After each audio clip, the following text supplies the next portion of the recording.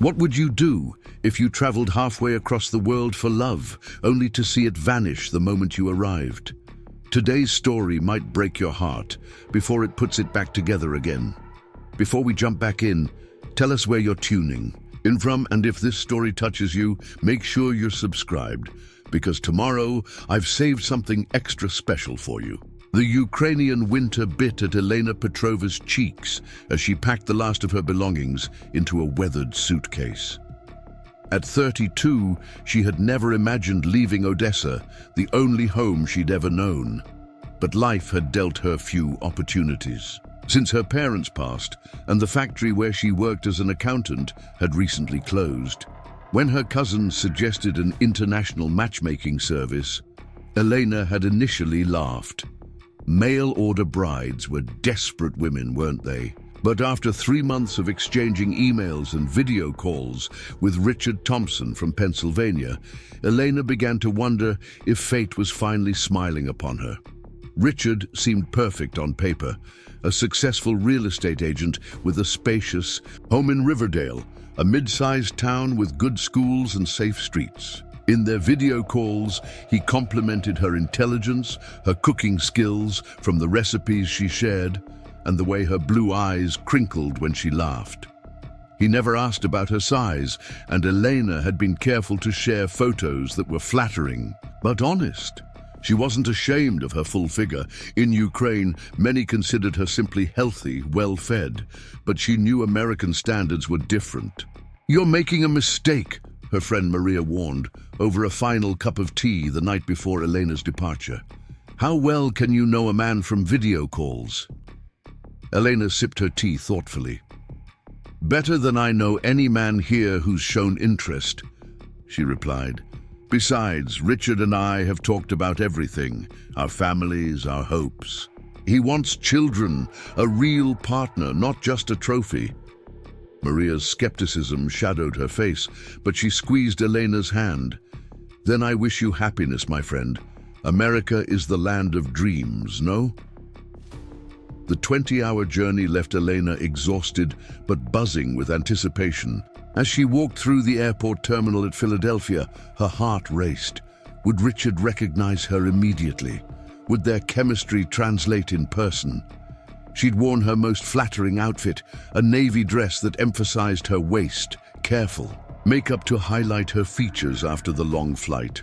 When she spotted Richard holding a sign with her name, Elena's smile bloomed automatically. He was just as handsome as in his photos, tall with salt and pepper hair and confident posture.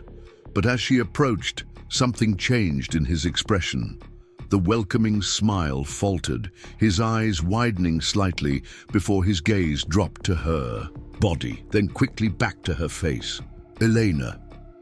His voice carried a note of uncertainty that hadn't been present in their calls.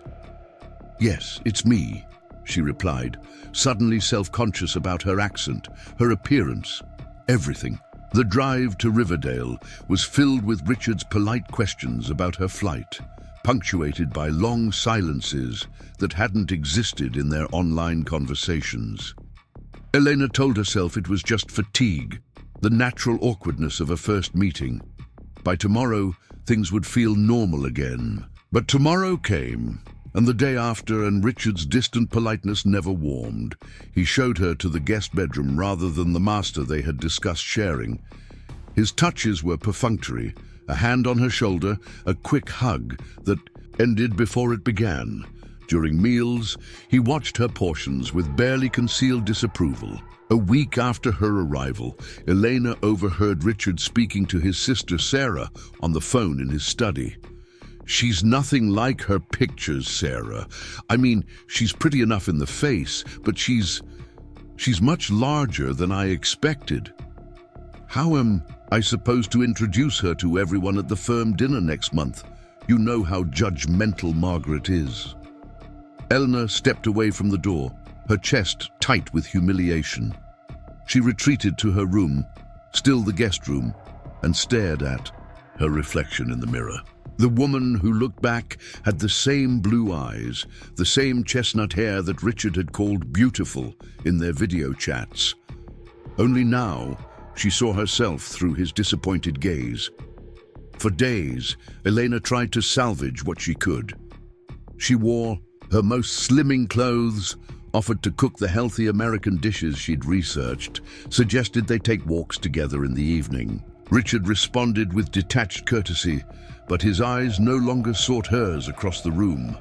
The man, who had written poetry about her smile, now hardly looked at her.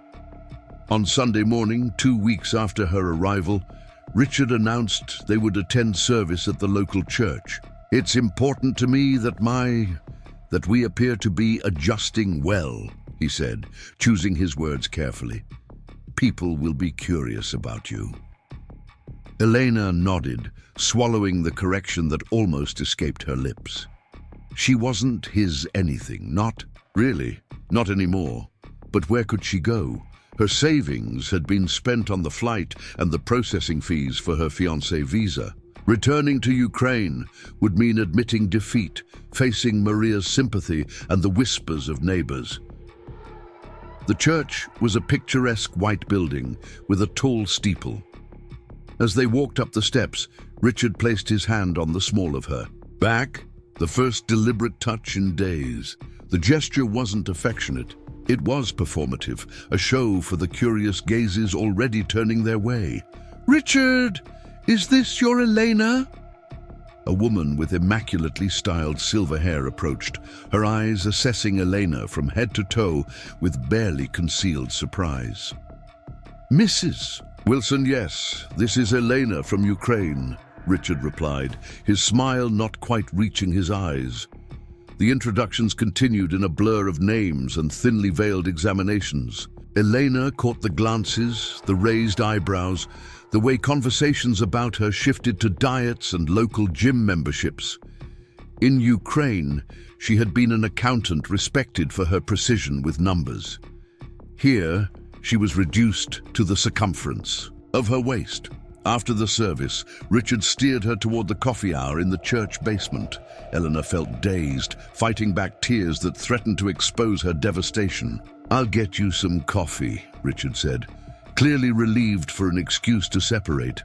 Alone at the edge of the room, Elena watched Richard join a group of men, laughing too loudly at something one of them said. She wondered if they were discussing her, the disappointing mail-order bride who had tricked their friend with strategic camera angles. "Cream and sugar?" a voice asked beside her, startling Elena from her thoughts. She turned to find a man holding out a steaming cup. He wasn't particularly tall, with kind brown eyes and an easy smile beneath a neatly trimmed beard. His name, tag read Daniel Martinez, Community Garden Coordinator. "Just black is fine, thank you," Elena replied, accepting the cup gratefully.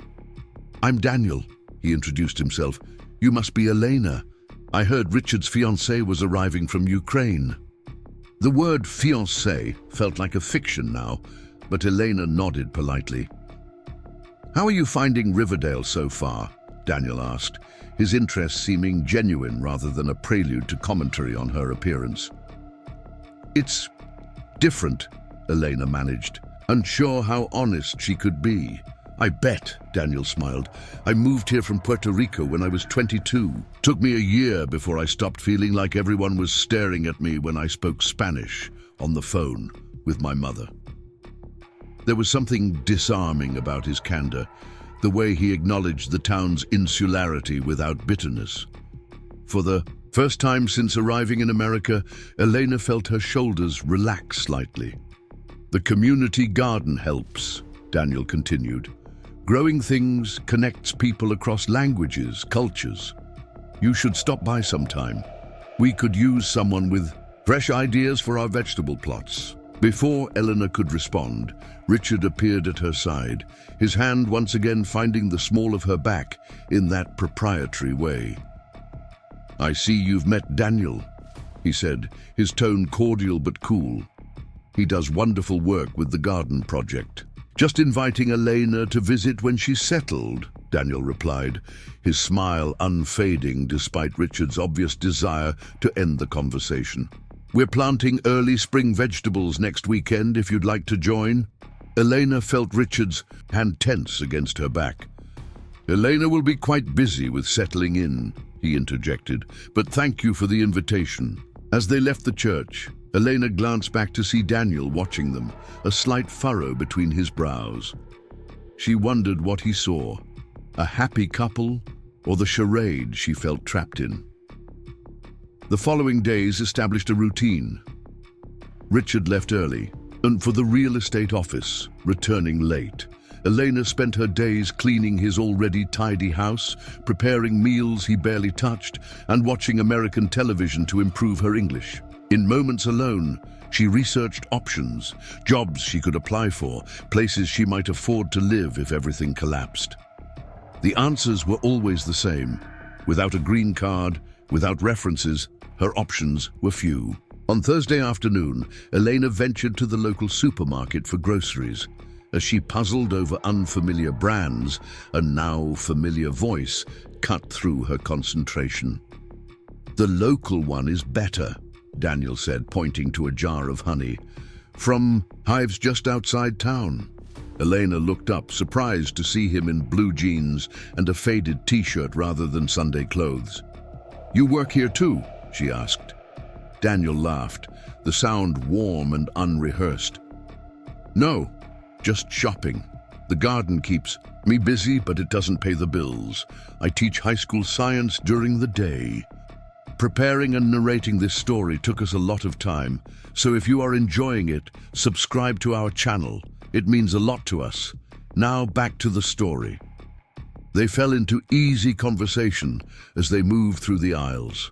Daniel explained American food labels, recommended local products, and never once glanced at her body with the calculating assessment she'd grown accustomed to. When they reached the checkout, he insisted on helping carry her bags. "The garden is just 2 blocks from here," he mentioned as they loaded groceries into Elena's arms.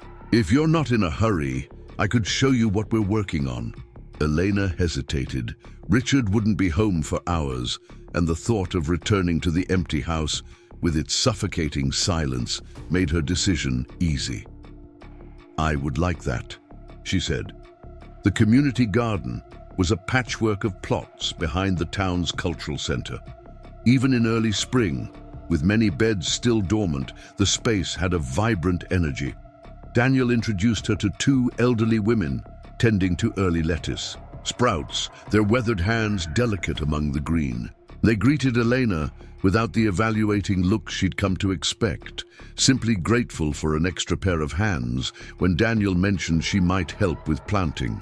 For 2 hours, Elena lost herself in the simple pleasure of working the soil. Daniel taught her the English names for vegetables, listened attentively to her descriptions of her grandmother's garden in rural Ukraine, and never rushed to fill comfortable silences. When she finally checked her watch, Elena realized she needed to hurry home to prepare dinner before Richard returned. "Come back any time," Daniel said as he walked her to the garden gate. "We're here most afternoons, and Saturday mornings are our big community days." Elena nodded, not making promises she wasn't sure she could keep. But as she hurried home, groceries in hand, she felt lighter than she had since arriving in America. That night, Richard arrived home earlier than usual. As Elena served the chicken stir-fry she'd prepared, he cleared his throat. "I've been thinking," he began, setting down his fork. "This arrangement, it's not working out as I expected." Elena froze, a chill spreading through her chest. "What do you mean?" "You're a lovely woman, Elena," Richard said, his tone gentle but firm. "But I don't think we're compatible, not in the way I need for a long-term relationship." The words were carefully chosen, but their meaning was clear. Not attractive enough, not thin enough, not enough. "I'm happy to help you return to Ukraine," Richard continued. "I'll cover the cost of your ticket, of course. It's the right thing to do." Elena sat very still, her mind racing. Return to Ukraine with nothing but failure? Start over from worse than nothing, with debts and humiliation waiting? "What if I don't want to return?" she asked. surprising herself with the steadiness of her voice. Richard looked genuinely perplexed. "What would you do here?" "You don't know. Anyone don't have work authorization yet." "I could find a way," Elena said, though she had no idea what that way might be. "I came to America for a new beginning. That hasn't changed just because—" She trailed off, unable to finish the thought. "Just because you find me repulsive," she thought, but didn't say. Richard shifted uncomfortably. "You can stay here while you figure things out," he offered, guilt and relief battling in his expression. "The guest room is yours for a month, maybe 2. That should give you time to make arrangements." That night, Elena cried for the first time since arriving in America. Not for the loss of Richard. She had already mourned the death of whatever connection they thought they'd had. She cried for the dream that had died, for the humiliation of being found wanting, for the uncertainty that stretched before her. The next morning, she woke with swollen eyes but a clearer mind. She had 1 month, maybe 2. She needed to use that time wisely. Each day that followed took on new purpose. Elena applied for jobs, though she knew most wouldn't consider her without proper documentation. She researched English classes at the community college, visa options, and support for immigrants. And 3 afternoons a week, she walked to the community garden, where the soil didn't judge her body and Daniel's easy companionship made her feel human again. In the garden, Elena flourished. Her knowledge of Eastern European growing techniques impressed the older gardeners. She taught them Ukrainian methods for trellising tomatoes that saved space and improved yields. Daniel watched her with undisguised admiration as she explained crop rotation to a group of high school volunteers, her English improving with each passing week. "You're a natural teacher," he told her one Saturday as they planted onion sets. "The kids love you."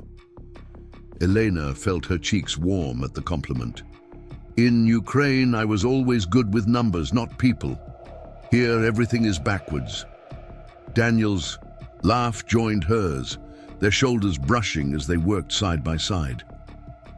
"Sometimes we need to leave home to discover who we really are," he said. "I never thought I'd end up teaching in Pennsylvania, but here I found my purpose." As April turned to May, Eleanor's time at Richard's house neared its end.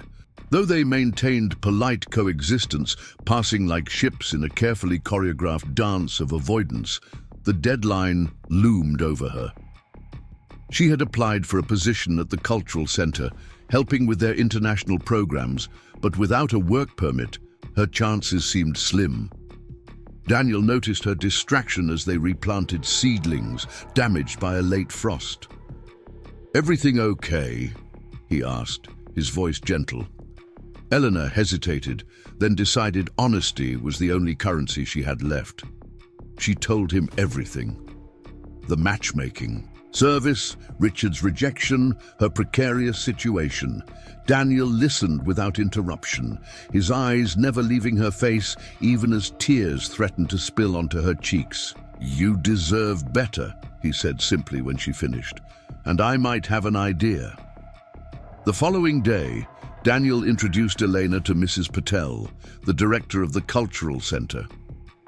"We've been wanting to expand our cultural exchange program," Mrs. Patel explained, "but we need someone who can bridge communities." "Elena, Daniel tells me you speak Ukrainian, Russian, and now improving English. Would you consider helping us develop a Slavic cultural initiative? We can't offer much. It would be volunteer at first, but we might be able to sponsor a cultural exchange visa if things work out." For the first time in weeks, hope flickered in Eleanor's chest. It wasn't a guarantee, but it was a path forward that didn't lead back to Ukraine in defeat. As Eleanor's final week at Richard's house approached, Daniel invited her to dinner at a small Ukrainian restaurant he'd discovered in a neighboring town. "I thought you might be missing food from home," he said, looking uncharacteristically nervous. The restaurant was tiny but authentic. the smells transporting Elena back to her grandmother's kitchen. The owner, a Ukrainian woman who had immigrated 20 years earlier, greeted them warmly in a mixture of English and Ukrainian. When she discovered Elena was from Odessa, she insisted on bringing out special dishes not on the American menu.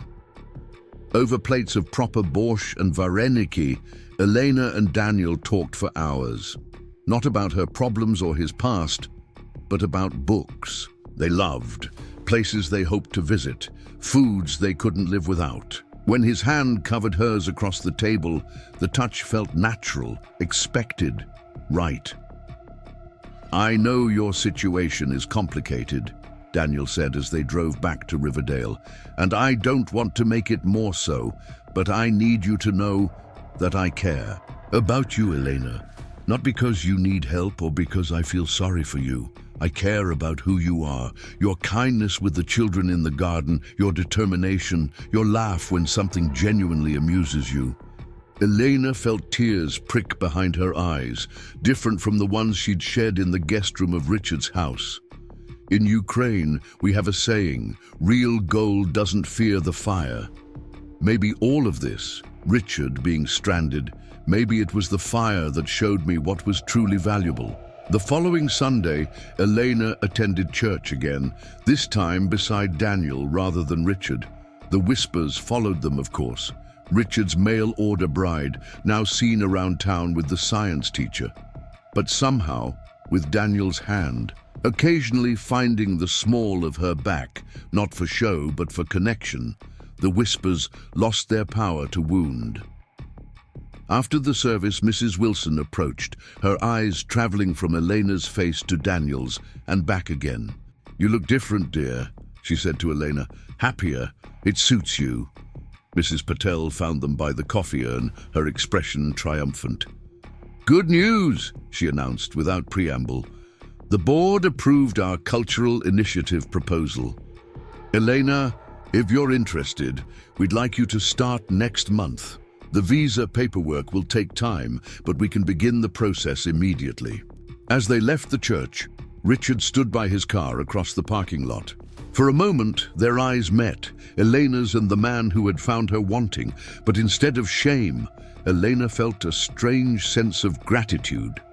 His rejection had been painful, but it had also been the fire that revealed what was real. "Ready?" Daniel asked beside her, unaware of the exchange. Elena smiled, turning away from Richard and toward the man who had seen her, truly seen her, from the very beginning. "Yes," she said, "I'm ready." Elena's journey reminds us that sometimes the hardest rejections lead us to where we truly belong. The metrics by which others measure our worth, our appearance, our status, our conformity to their expectations, often have little to do with our true value. It's only when we're seen completely, acknowledged fully, that we can find the courage to become who we're meant to be. So tell me, when was the last time you felt truly seen? Not for how you look or what you can offer, but for who you are at your core. Share your stories in the comments below. And if you know someone who needs to be reminded of their worth today, share this video with them.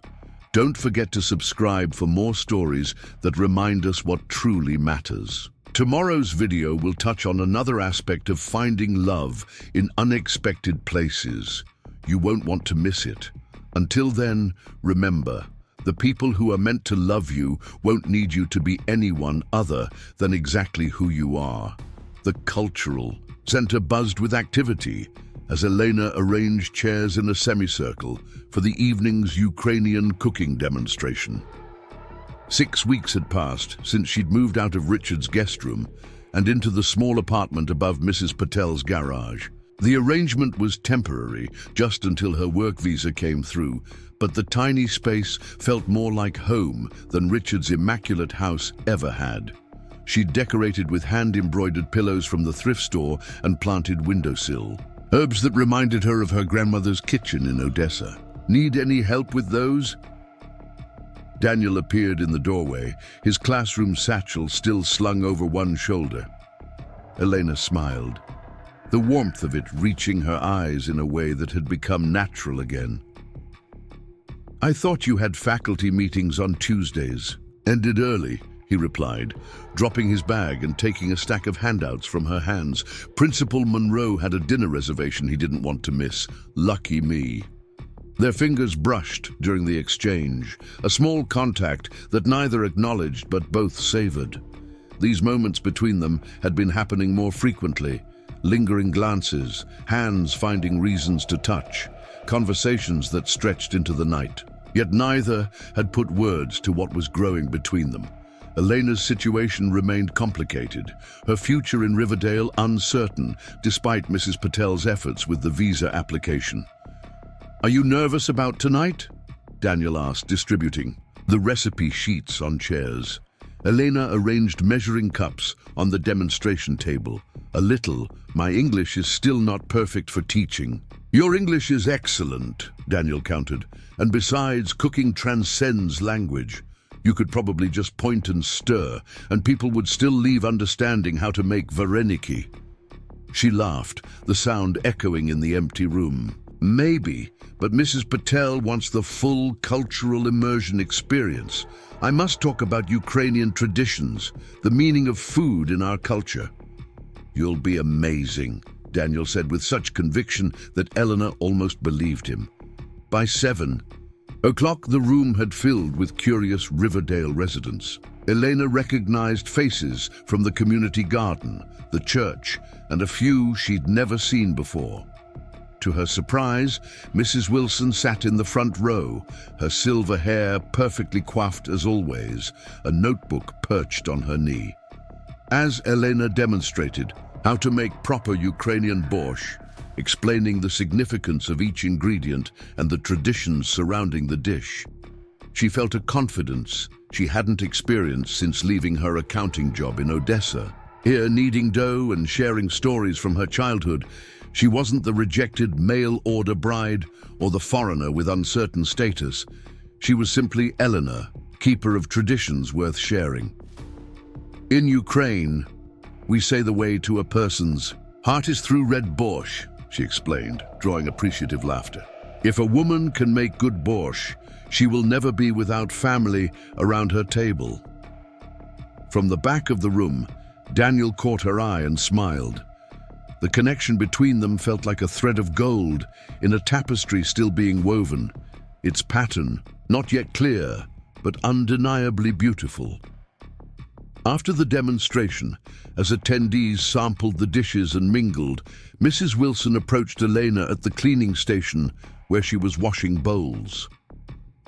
"Your cooking reminds me of my grandmother's," the older woman said, taking a towel to dry the clean bowls. "She came from Poland, not Ukraine, but there's something similar in the spirit of the food." Elena nodded, surprised by the woman's warmth. "Food carries memory across borders," she replied. "My grandmother taught me that recipes are really stories we tell with our hands." Mrs. Wilson considered this, then spoke in a lower voice. "I owe you an apology, Elena. When you first arrived with Richard, I made judgments based on appearances and rumors. That was wrong of me." Elena paused in her washing, unsure how to respond.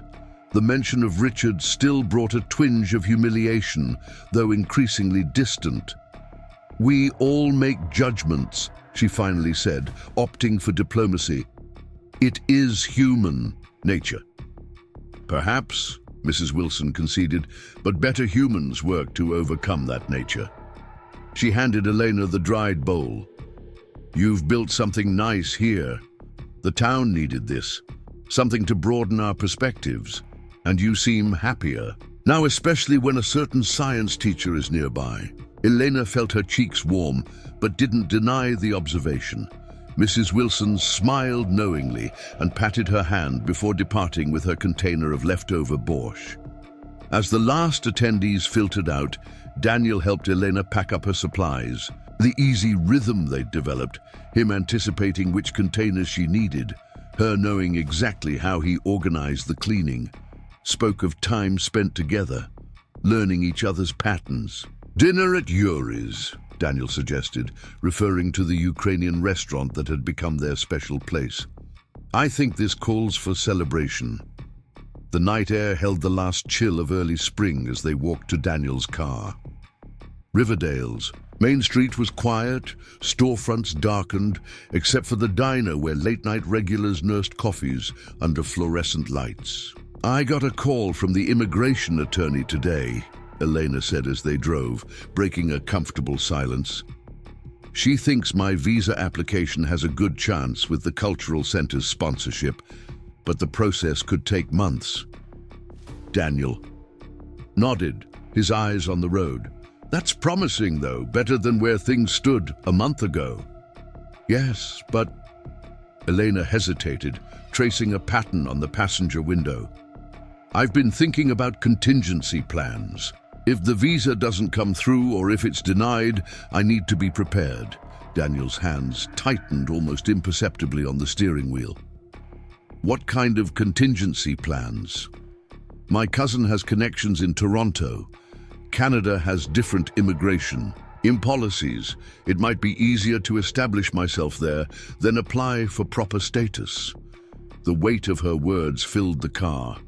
Toronto was 400 miles away, not an impossible distance, but far enough to change everything developing between them. "I see," Daniel said after a long moment. That's smart thinking.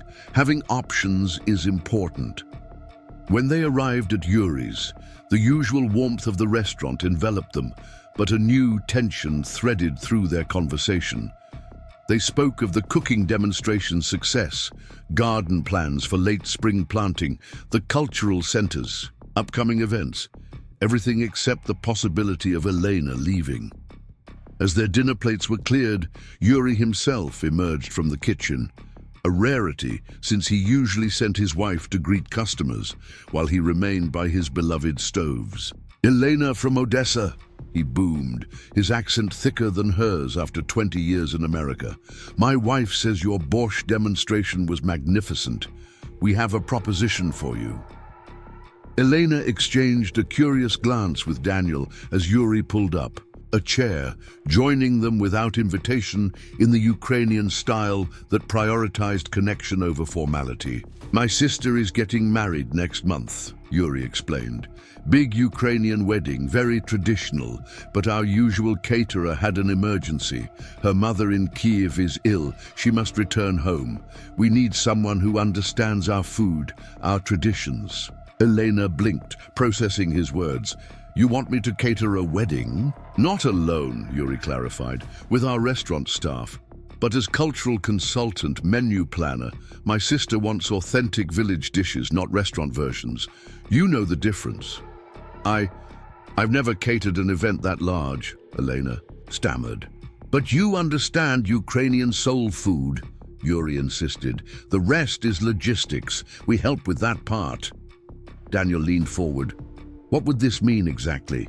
In terms of time commitment, compensation?"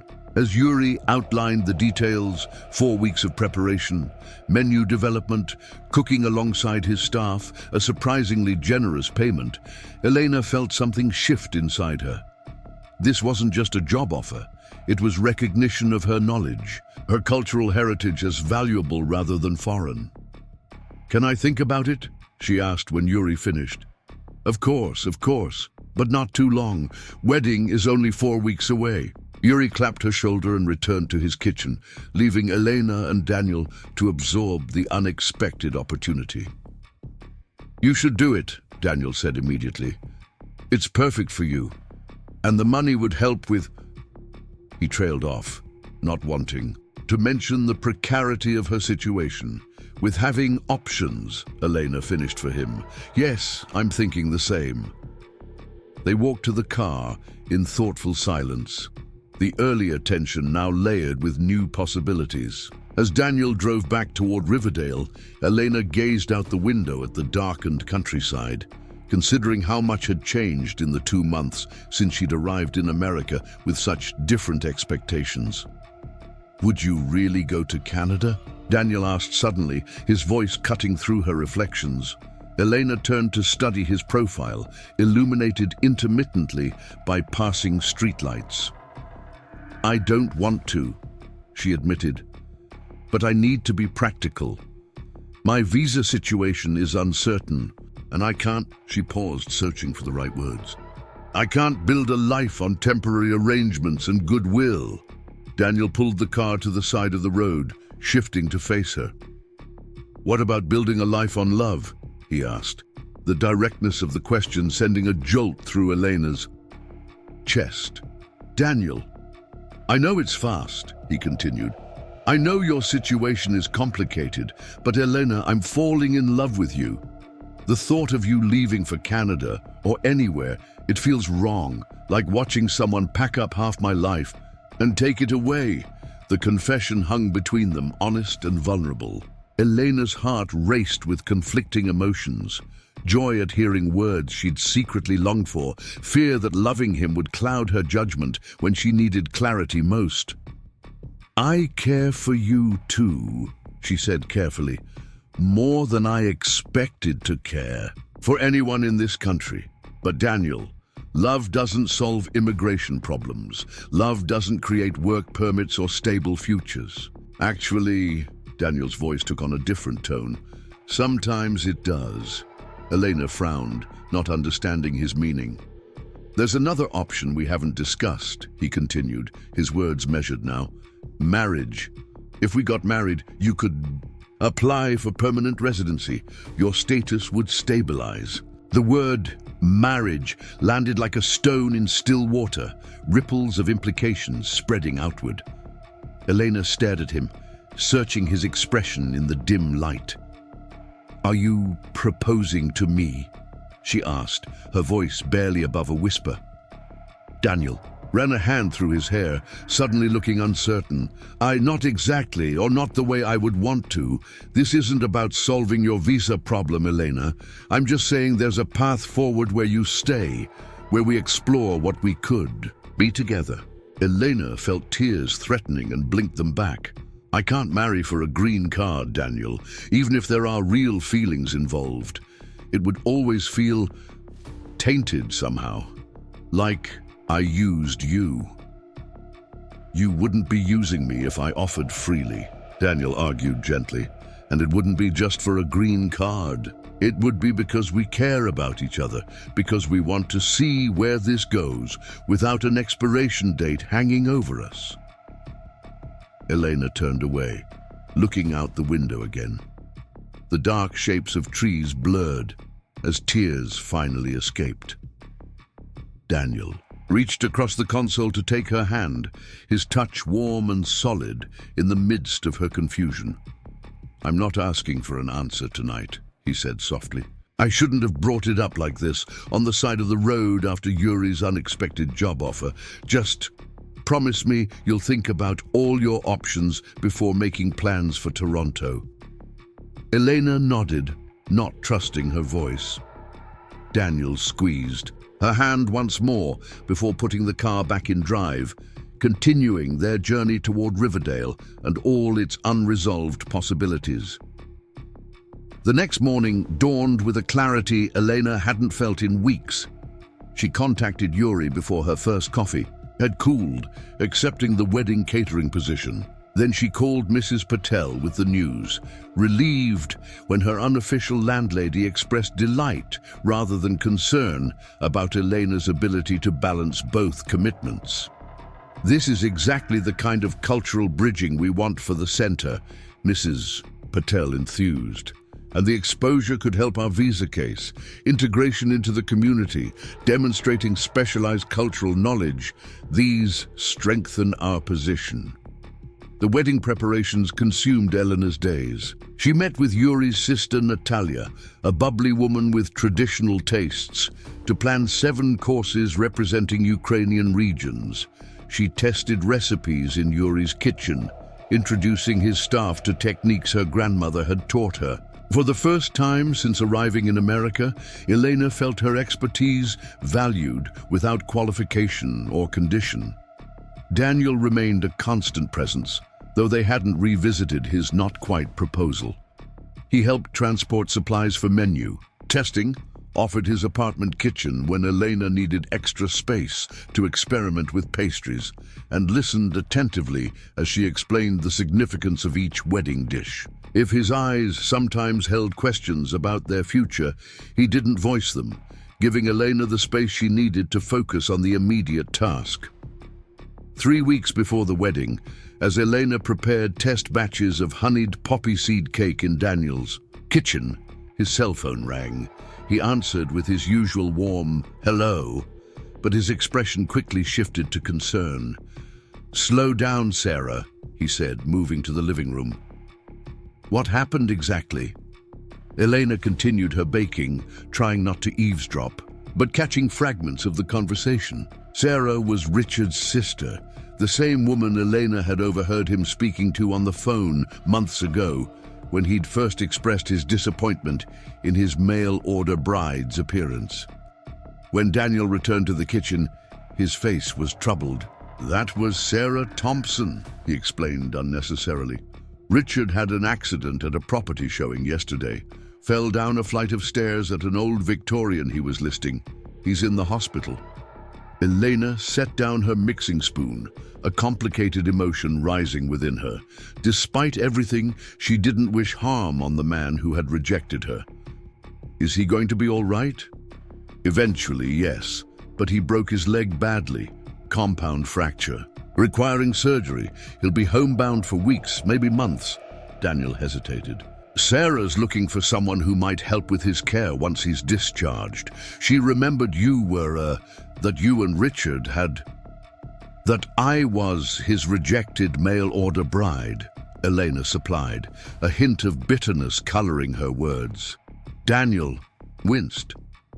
"I'm sorry, I should have just said no immediately." "Why didn't you?" Elena asked, genuinely curious. Daniel shrugged, looking uncomfortable. "I guess I thought you should have the option to decide for yourself. It would be paid work, legitimate with proper documentation through a home healthcare service, Sarah knows." Elena turned back to her baking, methodically folding poppy seeds into the batter. The idea of caring for Richard, of returning to that house as his nurse rather than his bride, struck her as both absurd and strangely fitting, a narrative coming full circle. "I'll think about it," she said finally, surprising them both. 2 days later, Elena found herself standing on Richard's porch, her hands twisting nervously as she rang the bell. Sarah answered, her resemblance to Richard striking in the daylight, same salt and pepper hair, same confident bearing, different eyes. Where Richard's had always held calculation, Sarah's conveyed direct honesty. "Elena, thank you for coming," Sarah said, stepping back to allow her entry. "Richard's in the living room. The agency told me you wanted to meet first before deciding whether to take the position. I appreciate you considering it, given the circumstances." The house hadn't changed. Same tasteful furnishings, same spotless surfaces. Elena followed Sarah into the living room, where Richard sat in a recliner, his leg elevated in a complicated-looking cast, his expression morphing from boredom to shock as he registered who had entered. "Elena?" The disbelief in his voice might have been comical under different circumstances. "Hello, Richard," she replied, maintaining a professional composure that surprised her. "Sarah asked if I would consider helping with your recovery. I came to discuss what that might entail before making a decision." Richard looked from Elena to his sister, then back again. "This is unnecessary, Sarah. I told you I can manage with just the visiting nurse." "The visiting nurse comes 3 times. A week for an hour," Sarah countered, a battle-weary tone suggesting they'd had this argument before. "You need someone daily, especially in these early weeks. Elena has healthcare experience from Ukraine." This was a generous interpretation of the few first aid courses Elena had taken years ago, but she didn't correct it. Sarah seemed determined to paint this arrangement in the most practical light. "I'll leave you two to discuss the details," Sarah said, retreating to the kitchen with deliberate casualness. Alone with Richard, Elena perched on the edge of the sofa, maintaining careful distance. The last time they had spoken privately had been the night he suggested she return to Ukraine, his rejection finally made explicit after weeks of growing coldness. "You don't have to do this," Richard said quietly. "I know Sarah means well, but this would be awkward for us both." Elena studied him, noting the pain lines around his eyes, the uncharacteristic disorder of his usually immaculate hair. "Yes, it would be awkward," she agreed, "but sometimes awkward situations teach us important lessons." Richard raised an eyebrow, wincing as he shifted position. "What lesson would caring for your ex-fiancée teach you, exactly?" "Not everything is about learning lessons, Richard," Elena replied, surprised by her own candor. "Sometimes it's about proving something to yourself." A silence stretched between them, filled with unspoken acknowledgements. Finally, Richard sighed. "What would the arrangement involve if you took the position?" They discussed practicalities, hours, duties, compensation. The agency would provide proper documentation, allowing Elena to work legally while her visa application proceeded. The timing worked well with her wedding catering commitment, which would be finished before Richard needed daily care. As Elena prepared to leave, having told Sarah she would consider the offer and respond the next day, Richard called her name softly. She turned at the front door, finding him watching her with an expression she couldn't quite decipher. "You seem different," he observed, "more confident." Elena considered this. "Not different," she replied. "Just more myself. America has taught me that sometimes we must lose what we think we want to discover what we truly need." That evening, as Daniel and Elena walked through the community garden inspecting early summer vegetables, she told him about the meeting with Richard and her inclination to accept the position. "Are you sure?" Daniel asked, concern evident in his voice. "After how he treated you." Elena brushed soil from her hands, considering her answer carefully. "When I lived in his house as his almost bride, I felt powerless, dependent on his approval, his kindness. Now I would return as a professional with my own apartment, my own growing life here. The power balance has shifted." She smiled slightly. "Besides, the money is good, and the hours work with my catering schedule." Daniel studied her face in the golden evening light. "You're remarkable, Elena Petrova," he said finally. "Most people would never consider helping someone who hurt them that way." "In Ukraine, we have a saying," Elena replied, her smile growing. "Success is the best revenge. Though in this case, perhaps it's not revenge I'm seeking, but closure." She accepted the position the following day, beginning work after Richard's discharge from the hospital. The early days were as awkward as expected, Richard alternating between gruff independence and grudging acceptance of help, Elena maintaining professional distance while navigating the intimate tasks of changing bandages and helping with physical, in therapy exercises. Gradually, a strange new dynamic emerged between them. Not friendship exactly, but a mutual respect built on their reversed circumstances. Richard witnessed Elena's growing confidence, her phone calls with Natalia about wedding menus, her discussions with Daniel about garden experiments. Elena saw Richard's vulnerability, his frustration with dependence, his quiet dignity in recovery. One evening, as Elena prepared to leave after helping Richard with his exercises, he cleared his throat uncomfortably. "I owe you an apology," he said, his gaze fixed on the window rather than meeting her eyes. "When you first arrived, I behaved abominably." Elena paused in gathering her things, surprised by the unexpected acknowledgement. "I had created an image in my mind of who you would be," Richard continued. "When reality didn't match that image, I blamed you instead of examining my own shallow expectations. I'm sorry, Elena." The apology settled something within her, a restlessness she hadn't fully acknowledged until it quieted. "Thank you for saying that," she replied simply, We all make mistakes. The important thing is learning from them. As she walked to her car, Elena felt lighter, as though the last tether binding her to her initial American disappointment had finally broken. The evening air smelled of lilacs and possibility, and her steps quickened toward the future she was building day by day. The Ukrainian wedding arrived in a whirlwind of traditions and emotions. Elena worked alongside Yuri's staff, directing the presentation of each course with pride in her heritage. When the bride's family tearfully declared the meal just like home, Elena felt a sense of accomplishment that transcended her earlier professional successes. Daniel attended as her guest, handsome in a suit she hadn't seen before, his pride in her evident in every glance.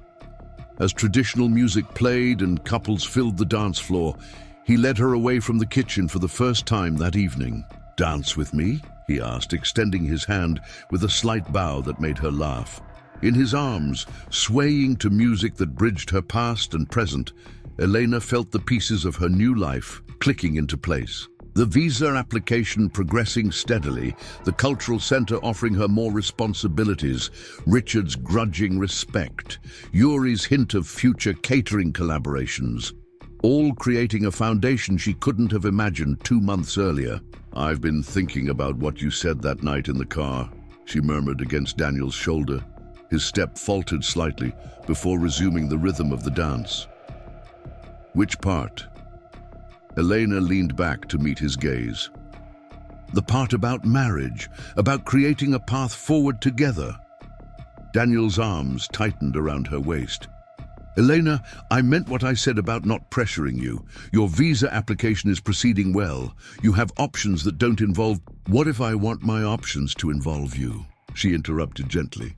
"Not as a solution to immigration problems, but as the person I choose, regardless of circumstances." The hope that bloomed in Daniel's expression made her heart swell. "Are you saying—" "I'm saying we should continue this conversation," Elena clarified. "Not here, not now, but soon, with clear eyes about what we want from each other, from our future." Daniel pressed his forehead to hers, their bodies still moving with the music. "I can work with that," he whispered. Later that night, as Elena stood in Mrs. Patel's garden, watching fireflies illuminate the darkness, she thought about the winding path that had brought her to this moment. She had arrived in America expecting one version of happiness, and found another, more authentic version waiting where she least expected it. The woman who had tearfully packed her suitcase in Odessa, pinning her hopes on a stranger's approval, seemed like someone from another lifetime. A caterpillar, unaware of the transformation ahead. Through the garden gate, she could see Daniel, waiting by his car to drive her home, patient as always. Elena smiled, thinking of the Ukrainian proverb her grandmother had repeated often. "God takes with one hand, but gives with the other." Richard's rejection had taken her security, her plans, her confidence. But with the other hand, life had given her Daniel, a community, and most importantly, herself, stronger and clearer than before. Taking a deep breath of night-blooming jasmine, Elena walked toward Daniel and all the possibilities their future held.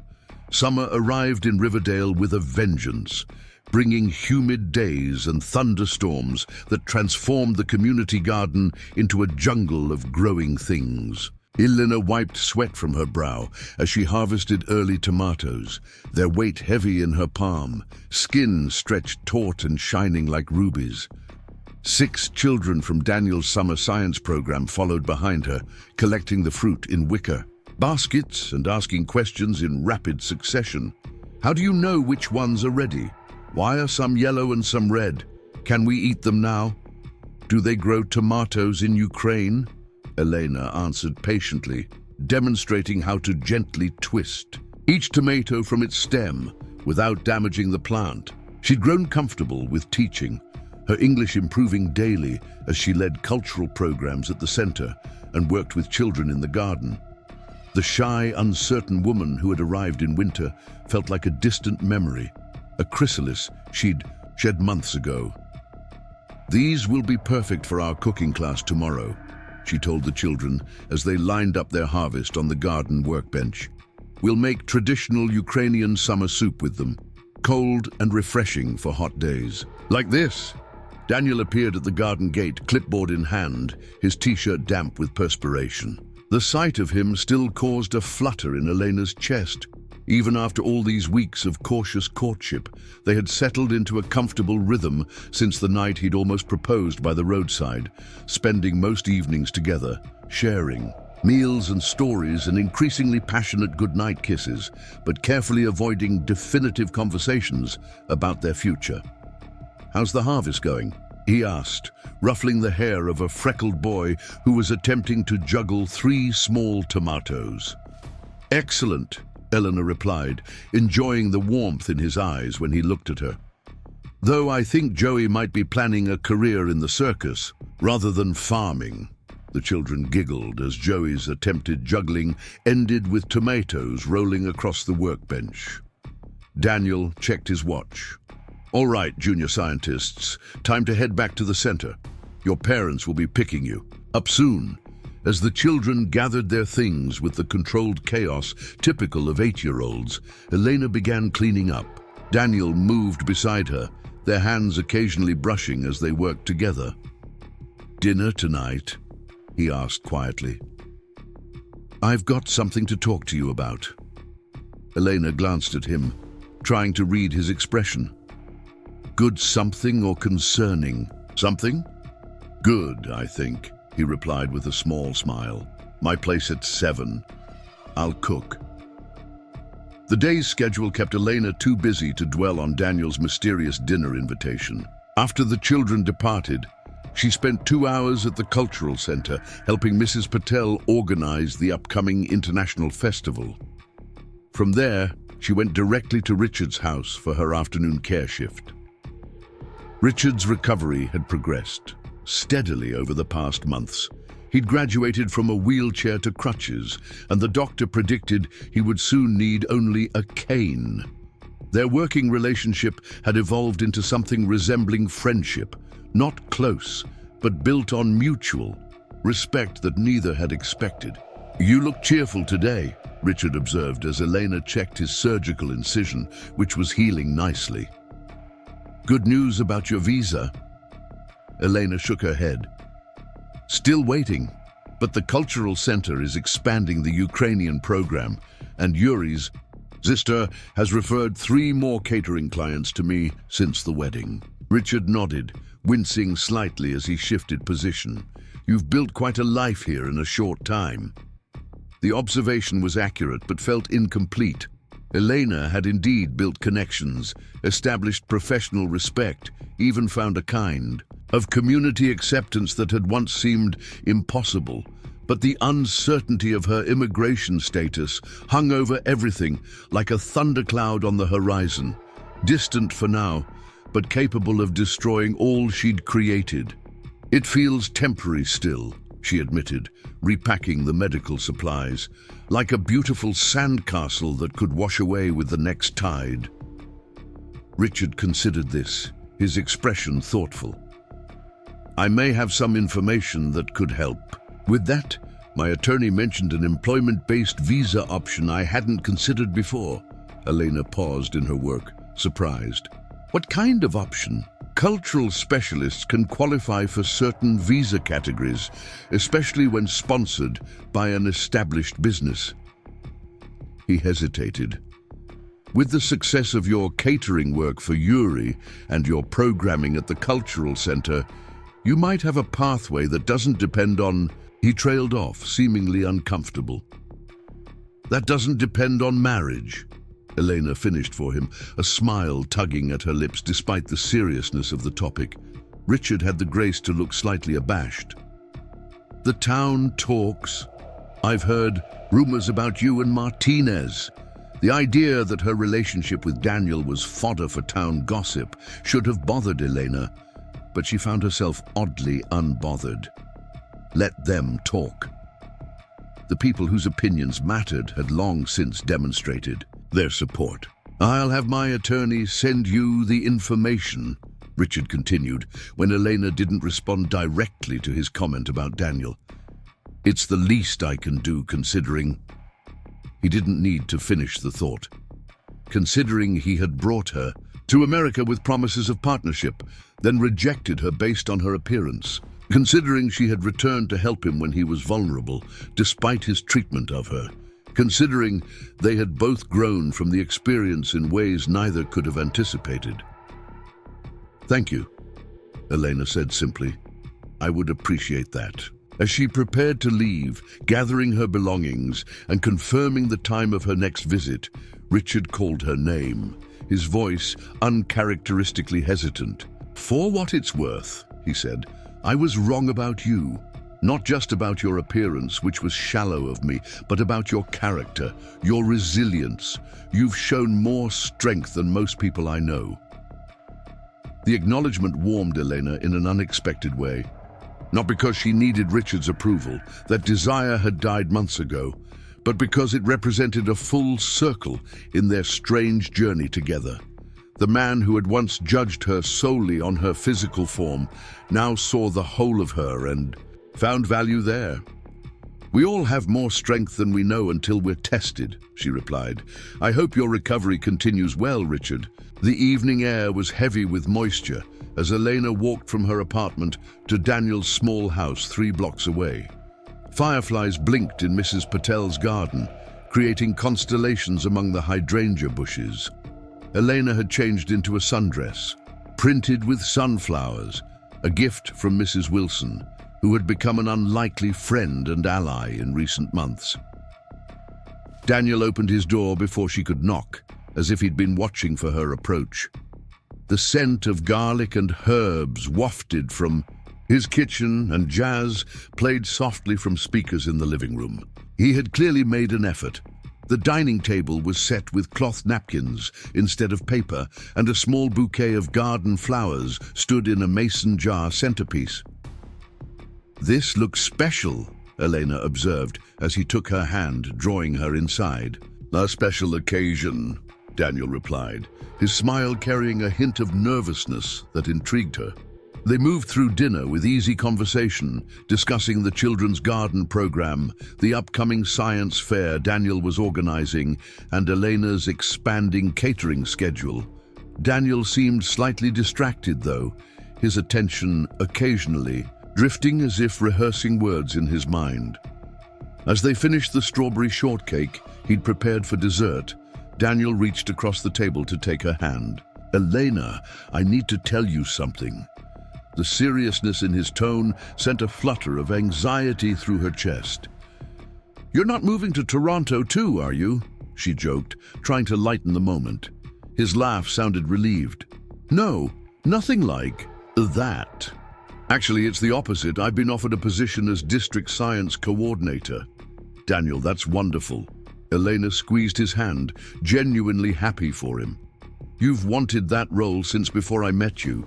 It would mean overseeing science curriculum for all Riverdale schools, developing the STEM program I've been talking about," he continued, his enthusiasm evident. "More responsibility, but also more ability to implement the changes, I believe. In better salary," Elena added with a knowing smile. Daniel's dedication to education was paramount, but the practical benefits mattered too. "When would you start?" "That's the thing," Daniel replied, his expression turning serious again. "It's a permanent position with a 3-year initial contract. I'd start in September."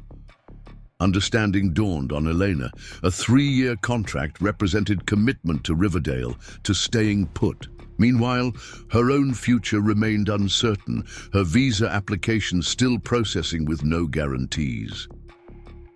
"You're worried about us," she said quietly. Daniel met her gaze directly. "I'm not worried about us. I'm worried about timing, about making decisions that might force your hand or complicate your choices." He rose from his chair, moving to kneel beside hers, still holding her hand. "Elena, I love you. I've known it for months. and I want a future with you, here in Riverdale or wherever life takes us, but I don't want my career decisions to pressure you into choices you're not ready to make." The honesty in his eyes nearly undid her. This man, who had seen her worth from the beginning, who had helped her rebuild her confidence and create a new life, was still putting her needs first. "You should take the position," Elena said firmly. "It's perfect for you, for the work you care about. Even if it means committing to staying here, even with your visa situation still unresolved." Elena considered his question carefully. And that afternoon, Richard had mentioned a possible path forward that didn't depend on marriage. And her work at the cultural center was expanding, creating potential for more permanent sponsorship. The future remained uncertain, but not as bleak as it had once seemed. "Daniel, do you remember what you said that night in the car about building a life on love?" He nodded, a cautious hope in his expression. "I was afraid then," Elena continued. "Afraid of depending on someone else for my security. Afraid of making decisions based on feelings rather than practicality. But I've realized something important. Security without love is just safety, and safety isn't enough to build a life on either." Daniel's grip on her hand tightened slightly. "What are you saying, Elena?" She touched his face gently, tracing the line of his jaw with her fingertips. "I'm saying take the position. I'm saying I love you too. And I'm saying we'll figure out the rest together, one step at a time." The relief and joy that transformed his expression made Elena's heart swell. He leaned forward to kiss her, a kiss that held promise and passion and possibility. When they finally parted, both breathless, Daniel rested his forehead against hers. "I have something else to show you," he said softly. "Come with me." He led her through the kitchen to the back door, which opened onto a small yard where he'd established a modest vegetable garden under her guidance. In the gathering twilight, Elena could see that something had changed. A new structure stood at the far end of the yard, covered with a tarp. "What is this?" she asked as Daniel guided her across the lawn. "A project I've been working on," he replied, a hint of nervousness returning to his voice. "Close your eyes." Elena complied, hearing the rustle of the tarp being removed, feeling the warm summer air against her skin. Daniel's hand steady in hers. "Okay, open them." Before her stood a wooden arbor, its frame simple but beautifully crafted. Climbing roses had been planted at its base, their tendrils just beginning to reach upward. But what caught Elena's breath was the carving along the top beam. Ukrainian folk designs intertwined with scientific symbols, DNA helixes flowing into traditional vine patterns, atomic structures morphing into sunflowers. "Daniel," she whispered, moving forward to trace the intricate carving with her fingers. "It's beautiful. How did you—" "Mrs. Patel's nephew is a woodworker," Daniel explained, watching her reaction carefully. "I showed him examples of Ukrainian folk art, and he helped me design something that represented both of us, both our passions." "It's perfect," Elena said, emotion making her voice thick. "But why—" Daniel took a deep breath, reaching into his pocket. "Because I want to build something permanent with you, Elena. Something that grows stronger over time, that brings together everything we both love." He opened his palm to reveal a ring, not a diamond, but a band of silver inlaid with wood, carved with the same intertwined patterns as the arbor. "This isn't about visas or immigration or solving problems," he said, his voice steady, despite the emotion Elena could see in his eyes. "This is about loving you, your strength, your kindness, your ability to create beauty out of difficult circumstances. This is about wanting to face whatever comes next together." Elena stared at the ring, then at the arbor with its symbolic carvings, then at the man before her, the man who had first seen her as a whole person when everyone else had reduced her to a body type. The tears that filled her eyes were not of sadness or fear, but of a joy so complete it bordered on pain. "Is this a proper proposal this time?" she asked, her voice catching on the words. Daniel smiled, dropping to one knee on the garden soil. "Elena Petrova, will you marry me? Not for visas or green cards or practical considerations, but because I love you and want to build a life with you." The yes that escaped her lips felt like the most natural word she had ever spoken, as inevitable as sunrise after darkness. When Daniel slipped the ring onto her finger, it fit perfectly, just as his love had fit into the empty spaces of her heart, transforming what had begun as a story of rejection into something entirely different. They celebrated with champagne on Daniel's back porch, making plans in the warm summer night. Elena told him about Richard's suggestion regarding employment-based visas, and Daniel shared ideas about expanding the community garden program. They dreamed aloud about a small wedding in the garden, about combining Ukrainian traditions with American ones, about the life they would build together. "There's still no guarantee," Elena acknowledged as stars appeared above them. "The visa process is unpredictable. We might face challenges we can't foresee." Daniel squeezed her hand, the carved ring pressing gently between their palms. "That's true of any future worth having," he replied, "but we'll face it together. That's the only guarantee that matters." The International Festival at the Cultural Center provided Elena with her first opportunity to wear her engagement ring publicly. As she oversaw the Ukrainian cultural booth, explaining traditional crafts to curious visitors, she caught Mrs. Patel eyeing the ring with a knowing smile. "Daniel has good taste," the older woman commented during a quiet moment. "Both, in jewelry and in partners." Elena felt her cheeks warm. "He told me you helped him find the woodcarver for the design." My nephew Vikram is talented," Mrs. Patel acknowledged. "But the concept was entirely Daniel's.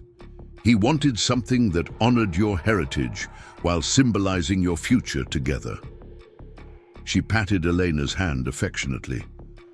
"That young man understands what many never learn, that love is not about changing who someone is, but celebrating it." The observation struck Elena as profoundly true. Where Richard had seen her as a disappointment to be remodeled or rejected, Daniel had recognized her differences as strengths to be valued. The contrast couldn't have been clearer. As if summoned by her thoughts, Richard appeared at the booth walking with only a slight limp and the assistance of a sleek black cane. Their professional relationship had ended the previous week when his doctor cleared him for independent living, but Elena had invited him to the festival as a gesture of the peculiar friendship they had developed. "Your booth is impressive," he said, examining the display of Ukrainian textiles and pottery Elena had arranged. "The whole festival is, actually. Mrs. Patel tells me attendance is double last year's." "People are curious about other cultures when given the chance to experience them authentically," Elena replied, offering him a sample of honeyed uzvar, a traditional fruit drink. Richard sipped appreciatively, then nodded toward her hand. "I see congratulations are in order. Martinez is a lucky man." The sincerity in his voice surprised Elena. There was no trace of bitterness or resentment, only genuine well wishes. "Thank you, Richard. That means a lot."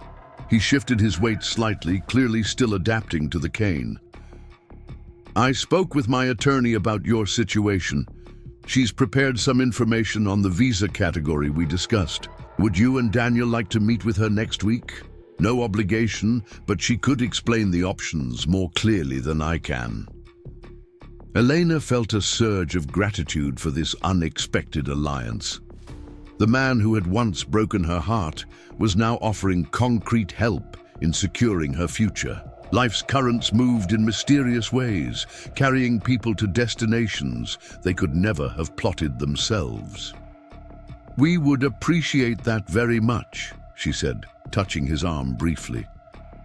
You're a good man, Richard Thompson, when you allow yourself to be. His smile acknowledged the qualified nature of the compliment. I'm learning, he replied simply. The festival continued around them, a whirl of colors and languages and shared humanity. Elena moved between booths, sampling food from India and Mexico, admiring crafts from Japan and Ghana, exchanging recipes with women from half a dozen countries.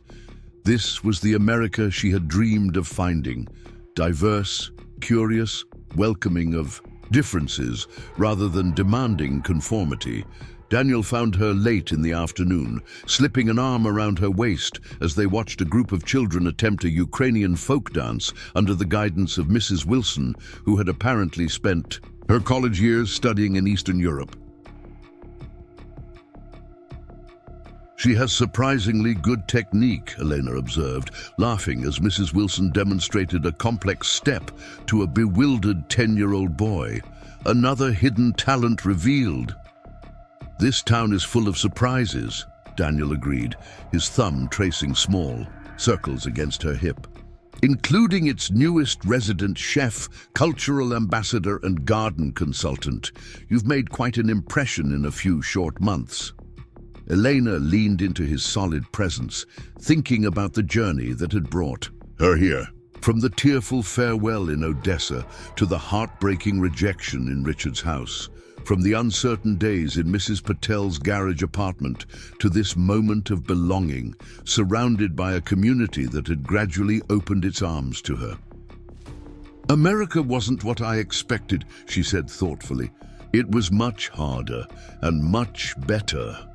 Daniel pressed a kiss to her temple. Life has a way of giving us what we need instead of what we think we want. The wisdom of his words settled over Elena like a blessing. She had wanted security, respectability, a conventional marriage to a successful man. What she had found instead was something far more precious, genuine love, meaningful work, and the discovery of her own strength. That evening, as Riverdale's residents gathered on the cultural center lawn for a concert featuring music from around the world, Elena sat beside Daniel under a star-filled sky. Mrs. Patel and her husband occupied chairs nearby, alongside Mrs. Wilson and several other friends Elena had made through the garden program. Even Yuri and his wife had closed the restaurant early to attend, bringing containers of Ukrainian pastries that had quickly disappeared among appreciative festival goers. As a young woman from the Philippines began singing a haunting ballad about leaving home to find a new life across the ocean, Elena felt tears prick behind her eyes. The music spoke to her experience, the courage required to leave everything familiar, the pain of disappointment, the resilience needed to rebuild dreams from broken pieces. Daniel noticed her emotion and squeezed her hand gently. "You okay?" he whispered. Elena nodded, blinking back tears. "Just thinking about how different things turned out from what I planned. When I left Ukraine, I thought I was traveling toward a specific future. I never imagined that you'd end up engaged to a science teacher with dirt permanently under his fingernails," Daniel suggested with a self-deprecating smile. "That I'd find myself," Elena corrected him. "The person I was meant to be all along. Under the stars, surrounded by music from distant lands and people who had become her community, Elena felt a sense of completion that had nothing to do with romantic fantasies or conventional success. Her journey had begun with rejection, painful, humiliating rejection based on superficial judgment. But that rejection had set her on a path toward authentic acceptance, both from others and from herself. Daniel's arm around her shoulders tightened slightly, as if he sensed the significance of her realization. "Welcome home, Elena," he said softly, the words encompassing far more than Riverdale or America or any physical location. Home, Elena had discovered, wasn't a place at all. It was the feeling of being truly seen, valued for your entire self, imperfections and all. It was the freedom to grow into the person you were meant to become, without fear of abandonment or conditional love. It was finding people who celebrated your differences rather than merely tolerating them. As the music swelled around them, Elena leaned her head against Daniel's shoulder, content in the knowledge that her story, which had begun with rejection, had transformed into something far more beautiful than she could have imagined. Not a fairy tale of rescue, but a journey of self-discovery, with love as its unexpected destination rather than its starting point. The path ahead still held uncertainty. Visa applications could be denied, plans might need adjustment, challenges would surely arise. But Elena faced the future without fear now, confident in the person she had become and the love she had found, not despite her differences, but because of them. The Ukrainian proverb her grandmother had often repeated echoed in her mind: God takes with one hand, but gives with the other. In losing what she thought she wanted, Elena had gained what she truly needed. And in that paradox lay the most profound lesson of her American journey. Sometimes rejection is not an ending, but the beginning of a more authentic life.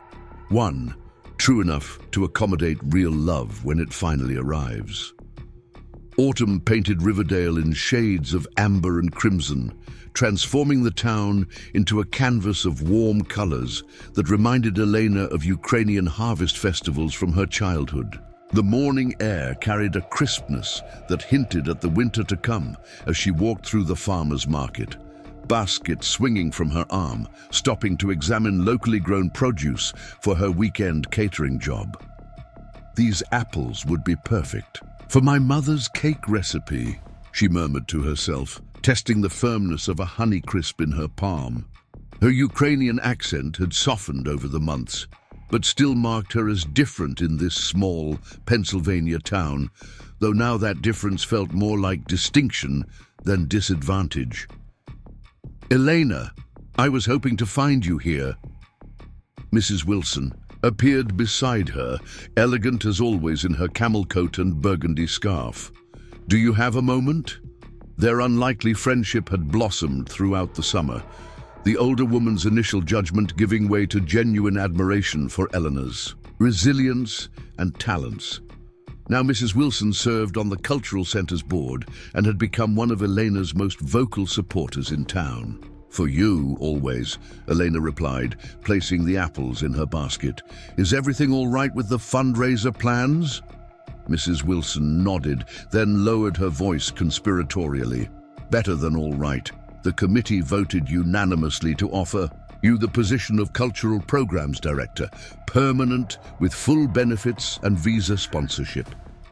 Elena nearly dropped her basket. The international festival she'd helped organize had been such a success that the center had decided to establish a year-round program of cultural events. She'd hoped to be considered for the new position, but understood the complications her immigration status presented. I thought the board was concerned about my visa situation, she said carefully, not wanting to presume too much. Richard's attorney made quite the compelling case, Mrs. Wilson replied with a knowing smile. She presented all the documentation showing your qualifications for the specialized knowledge category, and your catering business provides additional evidence of your cultural expertise. A wave of gratitude washed over Elena. Richard had done more than simply pass along information. He'd actively advocated for her through his attorney, creating a pathway that offered both stability and independence. When would they need my answer? Elena asked, mind already racing with implications. By next Friday's board meeting, Mrs. Wilson answered. Though I can't imagine you'd say no. It's exactly what you've been working toward. What she'd been working toward, yes, but under very different circumstances than she'd originally imagined. Elena thanked Mrs. Wilson, promising to call her later to discuss details, then continued her shopping with renewed purpose. She needed to find Daniel immediately. The high school science building was quiet on Saturday morning, but Elena knew Daniel would be there preparing for Monday's special astronomy unit. She found him in his classroom, surrounded by star charts and telescope parts, sleeves rolled up as he assembled equipment for the student night viewing session he'd organized. "Elena!" His face lit up at the sight of her, the way it always did.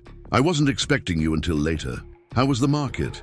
She set her basket on his desk, struggling to contain her excitement. "The market was educational," she replied, watching his expression shift to curiosity at her cryptic answer. "Educational how?" he asked, setting down the telescope lens he'd been polishing. "I learned from Mrs. Wilson that the Cultural Center is offering me the director position, permanent, with benefits and visa sponsorship." Daniel's reaction was everything she'd hoped for, pure joy, without a hint of reservation. He crossed the room in 3 strides, lifting her into an embrace that spun them both around among the star charts and planetary models. "Elena, that's incredible," he exclaimed, setting her down but keeping his arms around her waist. "When would you start?" "January, if the visa paperwork goes through," she replied, her hands resting on his shoulders. "I'd finish my catering, commitments through the holidays, then transition to full-time at the center." Daniel's eyes searched hers, happiness mingled with something deeper. "This changes everything, doesn't it?" Elena nodded, understanding his meaning perfectly. The precarious visa situation that had hung over their relationship like a shadow was potentially resolving, offering a future neither had dared fully imagine. "It means I can stay in Riverdale without depending on marriage for my status," she said softly. "It means we can make choices based on love alone, not legal necessity." A slow smile spread across Daniel's face. "In that case," he said, reaching into his desk drawer, "I have something to ask you, again properly this time." The small velvet box he withdrew wasn't a surprise. They'd been unofficially engaged since summer, but Elena's heart still skipped when he opened it to reveal not his handcrafted wooden ring, but a delicate silver band set with a small, perfect sapphire that matched her eyes. "The wooden ring will always be special," Daniel explained, "but I wanted you to have something you could wear every day without worrying about it getting damaged in the garden or the kitchen." He dropped to one knee amid scattered astronomy papers, looking up at her with such certainty that Elena felt tears prick behind her eyes. "Elena Petrova, now that our future doesn't depend on legal status or immigration paperwork, will you marry me? Not because you need to, but because we want to build a life together." "Yes," she whispered, the word carrying all the certainty that had been building in her heart since that first meeting in the church basement, when he'd offered coffee and genuine interest without judgment. 1,000 times, yes. Later, as they walked hand in hand through the town park, fallen leaves crunching beneath their feet, Elena shared the other revelation from her market encounter. "Mrs. Wilson mentioned that Richard's attorney was instrumental in making my case to the board," she said. "Apparently, he did much more than just pass along information." Daniel nodded thoughtfully. "That doesn't surprise me, actually. He's changed since his accident, or perhaps he's simply revealed a better version of himself that was always there beneath the surface." Elena considered this charitable interpretation. "Perhaps. Or perhaps helping me is his way of making amends for how he initially treated me." "Does the motivation matter?" Daniel asked. "The result is the same. You have a path forward that honors your talents and gives you independence." "It matters to me," Elena replied. "Not because I need his redemption or approval, but because it means my story with Richard ends with growth, rather than bitterness. That feels important somehow." Daniel squeezed her hand. "You've taught me so much about grace, Elena. Most people would harbor resentment towards someone who rejected them so callously." Elena shook her head. "Resentment is too heavy to carry across oceans. I left it behind when I decided to build a new life here, She smiled up at him. Besides, if Richard hadn't rejected me, I might never have found you in that church basement. Remind me to send him a very nice wedding present, Daniel chuckled, pulling her close against the autumn. Chill. The following Thursday, Elena sat across from Richard in the sleek conference room of his attorney's office. The elegant woman who had presented Elena's case to the Cultural Center Board explained the specialized knowledge visa category in detail, outlining the documentation required and the timeline for processing. With the Cultural Center's sponsorship and your unique qualifications, I see no significant obstacles, the attorney concluded. The paperwork is substantial, but straightforward in your case. Richard, who had remained mostly silent during the presentation, leaned forward. And there's no risk to Elena's current status while this processes. No possibility of complications. The attorney shook her head. Her current visa remains valid and will file for extension if needed. The Cultural Center's offer strengthens her position considerably. When the meeting concluded, Richard offered to walk Elena to her car. He moved with only the slightest hint of a limp now, his recovery nearly complete. They strolled in companionable silence through the parking lot, autumn sunlight glinting off the sapphire on Elena's finger. Congratulations are in order, I see, Richard said, nodding toward the ring. Daniel didn't waste any time once your visa situation clarified. Elena smiled, touched by his genuine tone. Actually, we've been unofficially engaged since summer. But this makes it official, now that we're choosing for the right reasons. Richard nodded, understanding the distinction. Elena, I hope you know that I'm truly happy for you. You deserve someone who values you properly, someone who saw your worth from the beginning. They reached her car, and Elena turned to face the man who had brought her to America with such different expectations than what had ultimately unfolded. Thank you for your help with the visa situation, she said sincerely. Your attorney has been incredibly effective. Richard waved away her gratitude. It was the least I could do, and entirely self-serving, if I'm honest. Elena raised an eyebrow, questioning. Having you succeed here, building a life despite my poor behavior, it lets me feel slightly less terrible about how I treated you, he explained with surprising candor. Selfish, but true. His honesty deserved honesty in return. When I first arrived in Riverdale, I thought my happiness depended on your approval, Elena said. I was devastated when you rejected me, not just because it hurt, but because I believed. It meant my American dream was over before it began. Richard winced slightly at the memory, but Elena continued. Now, I understand that rejection was actually the beginning of something better, something more authentic than what I'd originally sought. So perhaps we both got what we needed in the end, even if it wasn't what either of us expected. As she drove away, watching Richard's figure recede in her rearview mirror, Elena felt a sense of completion. Their story had come full circle, transforming from rejection and humiliation to mutual respect and even a kind of friendship. Not all broken things could be repaired, but sometimes they could be repurposed into something different, yet valuable. The weeks leading up to Christmas passed in a blur of activity as Elena balanced catering jobs, wedding planning, and transition preparations for her new position.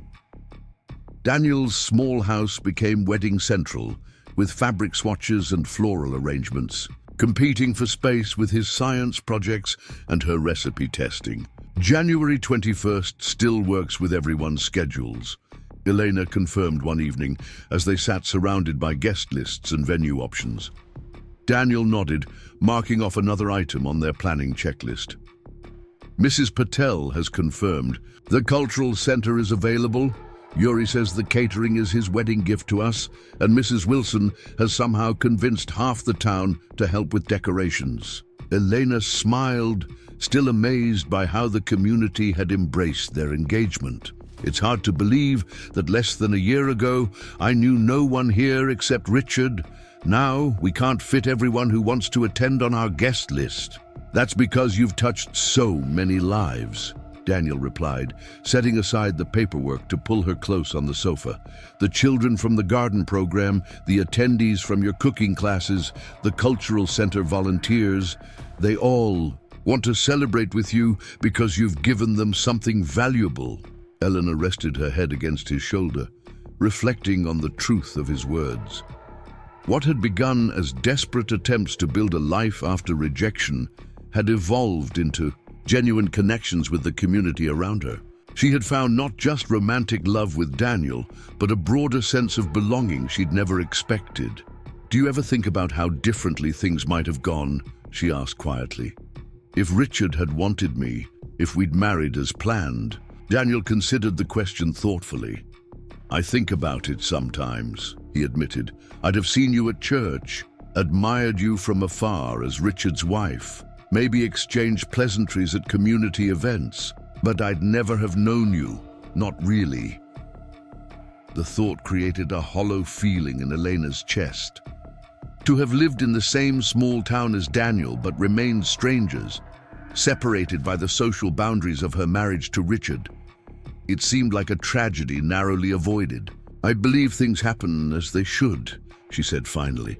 "Not that rejection is easy or pain is good, but that sometimes we need to lose what we think we want to find what we truly need."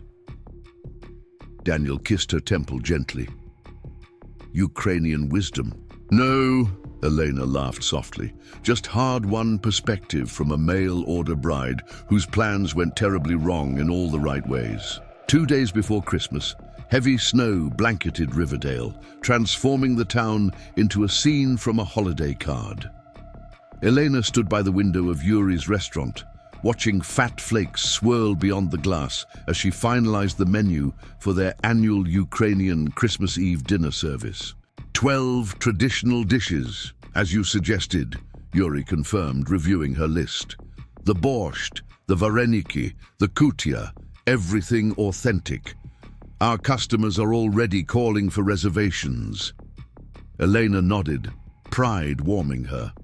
What had begun as casual consulting for the Ukrainian restaurant had evolved into a valued partnership, with Yuri implementing many of her family recipes and traditional preparations. "And you're sure about closing the restaurant for our wedding reception?" she asked, for perhaps the 10th time. "It's your busiest season. I don't want you to lose business."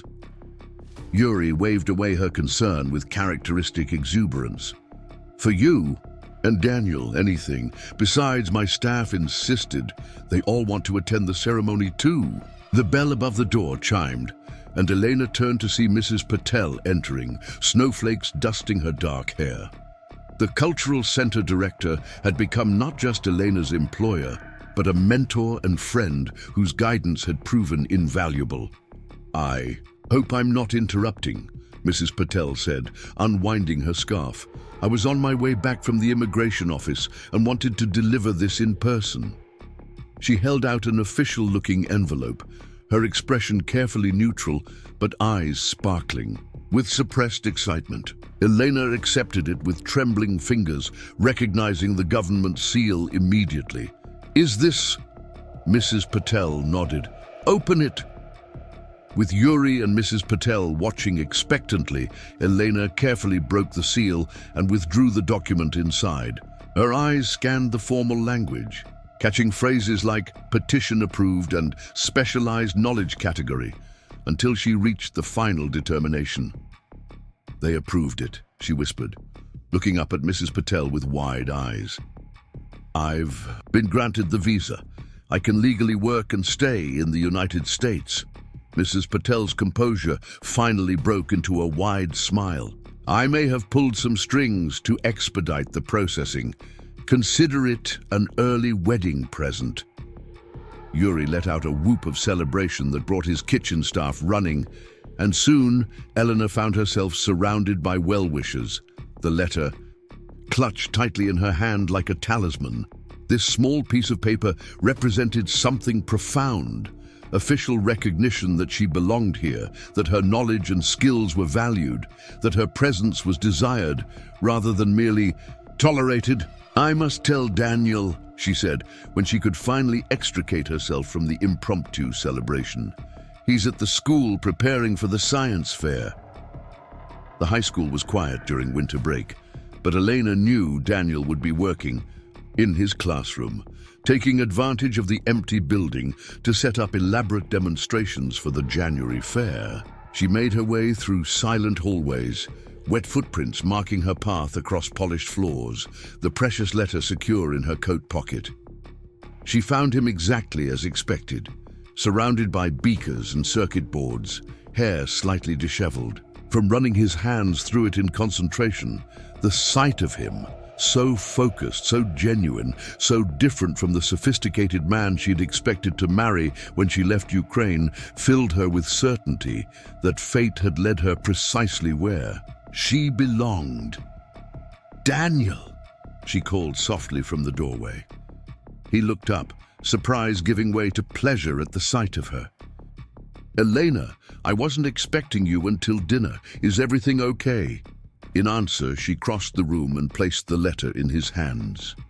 Daniel scanned it quickly, understanding dawning in his expression before he looked up at her with shining eyes. "It's official," he said, voice thick with emotion. "You're staying."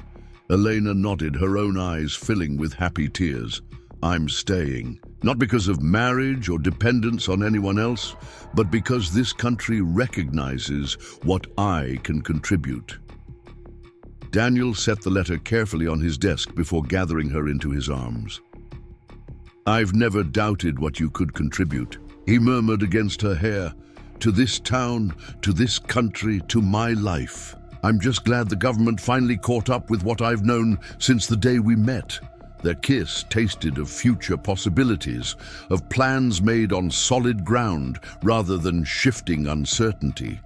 When they finally parted, Daniel pressed his forehead to hers in the gesture that had become their own private form of connection. "Does this change anything about our wedding plans?" he asked. "Since it's no longer necessary for your legal status?" Elena shook her head firmly. "It changes. Nothing about us. We're not marrying for convenience or legal protection. We never were.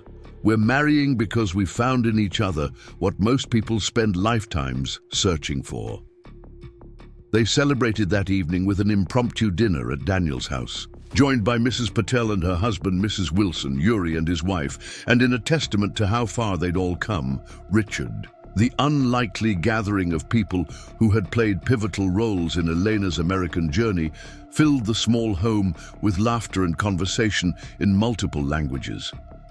As Elena moved between her guests, refreshing drinks and serving the Ukrainian dishes she'd prepared, she caught Richard watching her with a thoughtful expression. When she brought him a plate of pampushki, the garlic bread his physician probably wouldn't approve of, he spoke quietly, so only she could hear. "I've been meaning to tell you something," he said, accepting the bread with a nod of thanks. "I've decided to close my real estate office." Elena blinked in surprise. Richard's business had been one of the most successful in Riverdale for over a decade. "Why? Is something wrong?" He shook his head. "Not wrong, just different.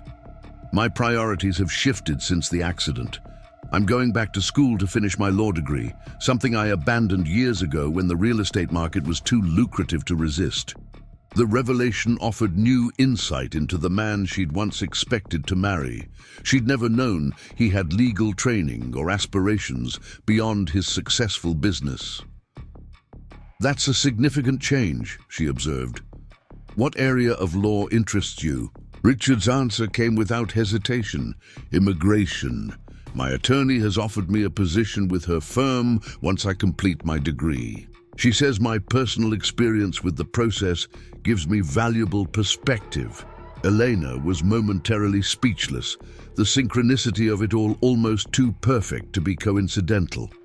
Richard, who had once rejected her for not meeting his physical standards, was now channeling his resources toward helping others navigate the system she had found so daunting. "I think that's wonderful," she said finally, genuine admiration in her voice. "Your experience would indeed be valuable to others in similar situations." Richard smiled, a hint of his old confidence returning, but tempered now with something that looked like wisdom. "I have you to thank for the inspiration. Watching your journey—" He paused, choosing his words carefully. "It made me reconsider what matters, what constitutes real value in a person. I'd like to help others find their path here, as you have." Before Elena could respond, Daniel appeared at her side, hand naturally finding the small of her back in the gesture that had once been Richard's performative touch, but was now Daniel's authentic connection. "Mind if I steal my fiancée for a moment?" he asked Richard. "Mrs. Patel is requesting a toast to celebrate the visa approval." As Daniel led her toward the gathering in the living room, Elena glanced back at Richard, who raised his glass slightly in acknowledgement. No words were necessary between them. They had moved beyond their initial roles of rejected bride and shallow groom to something more complex and redemptive. Daniel clinked a fork against his glass, drawing everyone's attention. "I'd like to propose a toast," he announced, arm around Elena's waist. "To new beginnings, unlikely friendships, and the woman who has taught us all something about resilience and authentic living." As glasses were raised around the room, Elena felt a sense of completion that transcended her visa approval or even her upcoming wedding. She had arrived in America seeking a conventional marriage to a successful man, hoping to find security and status. Instead, she had discovered her own strength, built a career based on her heritage rather than hiding it, and found love with a man who had seen her value from the beginning. Outside, snow continued to fall on Riverdale, covering the town in a clean white blanket that seemed to symbolize the fresh start Elena had found here. Tomorrow would bring more wedding preparations, more transitions, more building of the life she and Daniel would share. But tonight, surrounded by this unlikely family she had cobbled together from initial rejection and subsequent connection, Elena knew with absolute certainty that she had found her true home, not in a place or a legal status, but in the authentic self she had become when forced to rebuild from broken expectations. In Ukraine, her grandmother had often told her, "Sometimes God closes a door so firmly that you have no choice but to find the window he left open." Richard's rejection had been that firmly closed door. Everything since, Daniel, the cultural center, her catering success, this gathering of disparate people united by their connection to her journey, that was the open window she might never have discovered had her original plans succeeded. As the evening wound down and guests began to depart with hugs and well-wishes, Elena stood in the doorway beside Daniel, watching headlights disappear into the snowy night. His arm around her shoulders provided warmth against the winter chill, his presence beside her a constant that had transformed her understanding of what partnership truly meant. "Happy?" he asked simply, pressing a kiss to her temple. Elena nodded, leaning into his solid presence. "Not just happy," she clarified, "grateful. For rejection that led to redirection, for closed doors that forced me to find open windows. For the man who saw me when I was invisible to others." Daniel turned her to face him, snowflakes catching in her dark hair like tiny stars. "You were never invisible, Elena, just waiting to be truly seen." In that moment, with the past years' journey culminating in this quiet certainty between them, Elena understood the paradox at the heart of her experience. Sometimes rejection is the beginning of acceptance, not its opposite. Sometimes what seems like an ending is merely the first step on a better path than we could have chosen for ourselves. The woman who had arrived in America as a mail-order bride, rejected for being too fat by a man who valued appearance over character, now stood on the threshold of a future built on authentic connection and genuine value. The journey had not been easy. but its difficulty had revealed strengths Elena might never have discovered in the comfortable life she'd originally sought. As she and Daniel closed the door against the winter night, returning to the warmth of the home they would soon officially share, Elena offered a silent prayer of gratitude for unanswered prayers and rejected expectations, for all the ways life had said no to her original plans in order to lead her to something immeasurably better.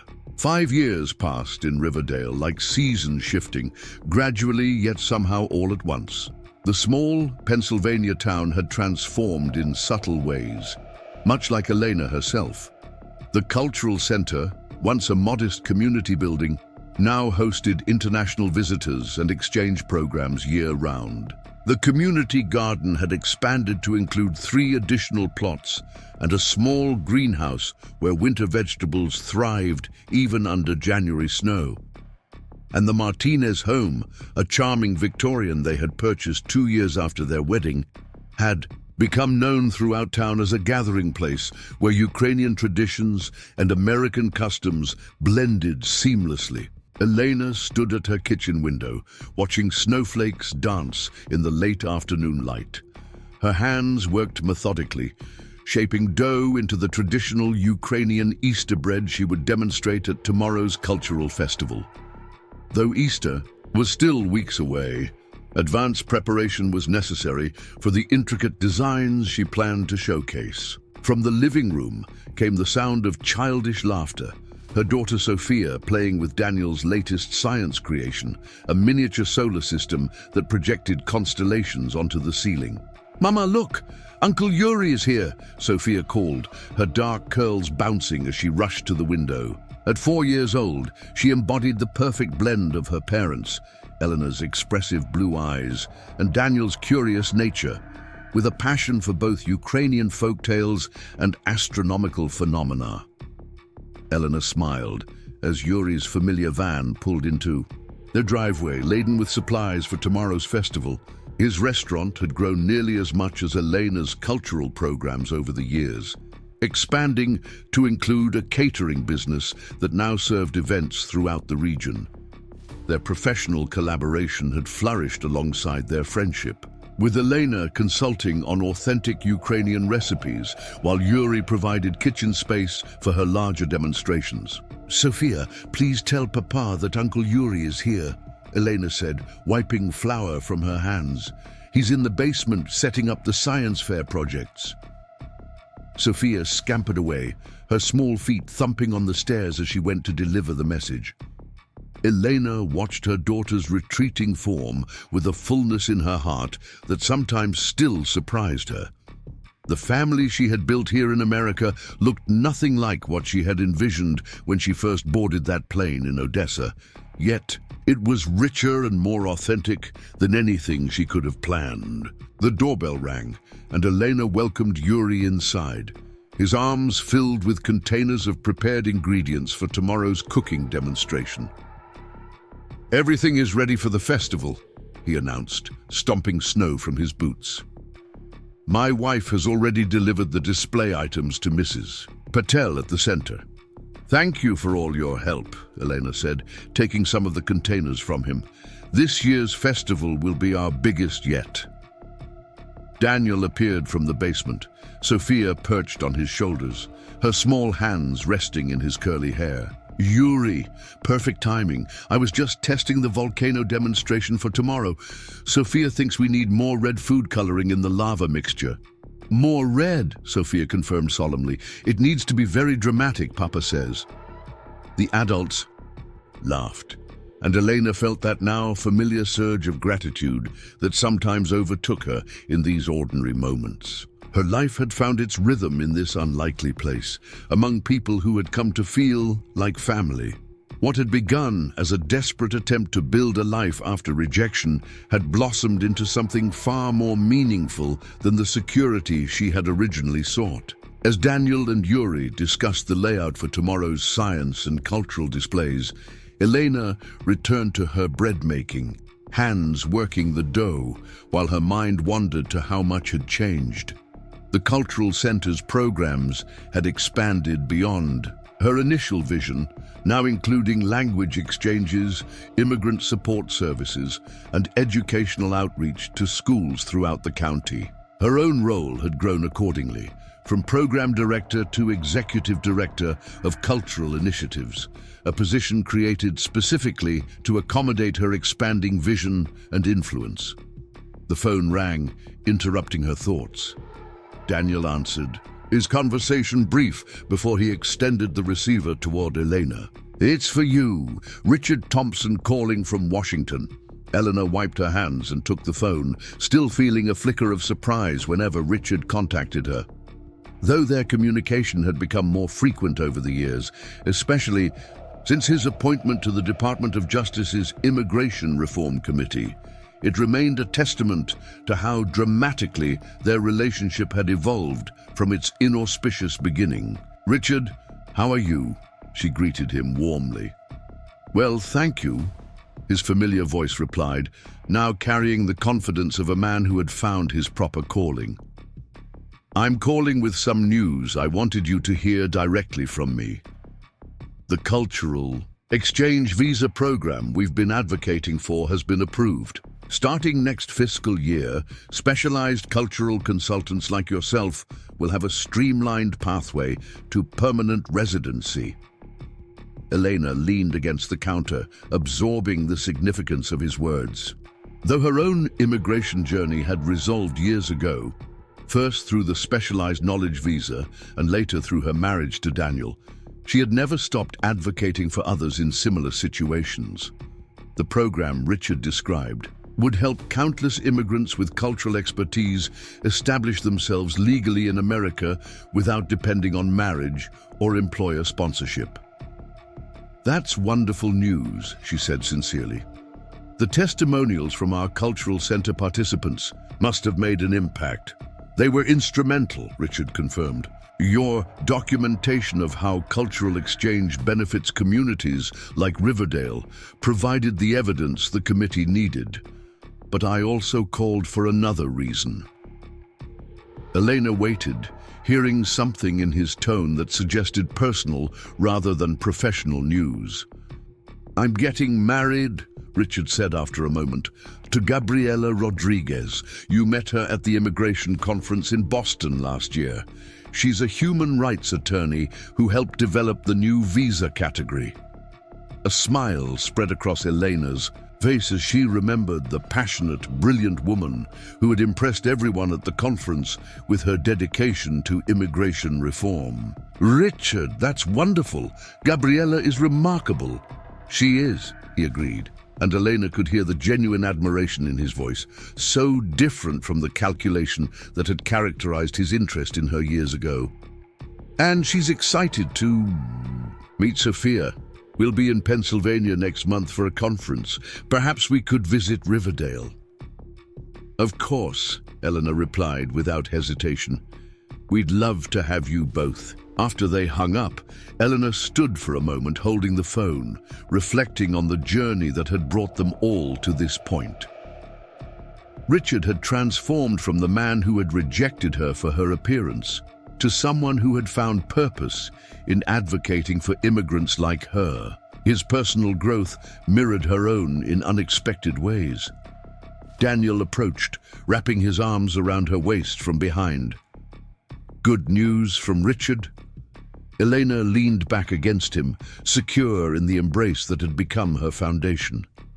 "The cultural visa program has been approved, and he's marrying Gabriela Rodriguez, the attorney from the Boston conference." Daniel nodded against her hair. "I remember her. Strong, brilliant woman who wouldn't tolerate any superficial nonsense. Perfect for the new Richard. Perfect for who he's become," Elena agreed. He asked if they could visit next month.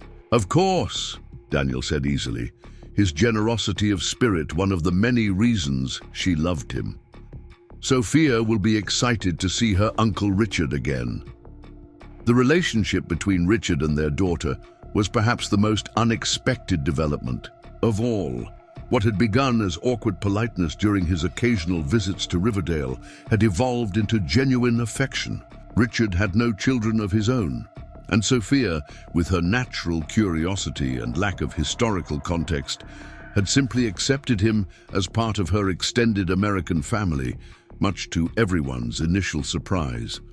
The doorbell rang again, this time announcing Mrs. Patel's arrival with final details for tomorrow's festival. The evening progressed in a flurry of preparations, with Yuri finalizing the Ukrainian menu, while Daniel tested science demonstrations and Mrs. Patel confirmed the schedule of events. Amid the pleasant chaos, Elena found herself watching her daughter, who moved comfortably among these diverse adults, absorbing cultural lessons and scientific principles with equal enthusiasm. Later, after their guests had departed and Sophia had been tucked into bed with a bilingual story, Elena and Daniel settled on their porch swing despite the winter chill, a tradition they had maintained since purchasing the house. These quiet evening moments provided space for reflection amid their busy lives. "I received an email from Maria today," Elena said, referring to her friend from Ukraine who had initially warned her against becoming a mail-order bride. "She's coming to visit this summer finally. She says she needs to see this American life I've built with her own eyes to believe it." Daniel smiled, his arm warm around her shoulders. "She'll find it hard to reconcile with the future she imagined for you when you left Odessa." "I find it hard to reconcile myself sometimes," Elena admitted, watching her breath form clouds in the frigid air. "When I think of that woman who arrived at Philadelphia airport, so desperate for approval, so afraid of rejection, it seems like another lifetime." "Not another lifetime," Daniel corrected gently. "Just another chapter in the same remarkable story. You were always this strong, this capable. You just needed circumstances that allowed those qualities to emerge." Elena considered his words, finding truth in them. The rejection that had once devastated her had ultimately revealed strengths she might never have discovered otherwise. Being denied the easy path had forced her to build something more authentic, more meaningful than what she had originally sought. "The international festival falls on the anniversary of my arrival in America," she noted. 6 years since I stepped off that plane, certain my future depended on Richard's approval." Daniel chuckled softly. "The universe has a sense of irony. Now Richard seeks your approval for immigration policies. Riverdale depends on your cultural programs, and I..." He turned to face her, his expression earnest in the porch light. "I remain grateful every day that you were brave enough to stay when leaving would have been easier." Elena leaned forward to kiss him, the connection between them deepening with shared years and experiences rather than diminishing. When they parted, she rested her forehead against his in the gesture that had become their private symbol of partnership. "I've been thinking about expansion," she said after a moment, "not just of the cultural programs, but personally.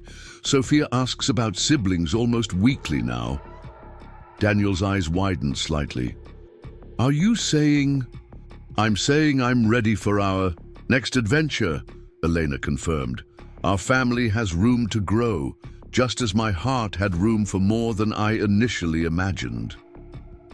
His smile illuminated his entire face, joy radiating from him in waves that warmed Elena despite the winter night. "Nothing would make me happier than building our family further," he said. "Sophia will be ecstatic." They sat together in comfortable silence, watching snowflakes drift lazily from the sky. Tomorrow would bring the bustle of the international festival, showcasing the cultural diversity that Riverdale had come to embrace, largely through Elena's influence. Next month would bring Richard and Gabriella's visit, another step in the ongoing evolution of relationships that had begun with rejection but transformed into mutual respect. Summer would bring Maria from Ukraine, connecting Elena's past with her present in ways she had once thought impossible.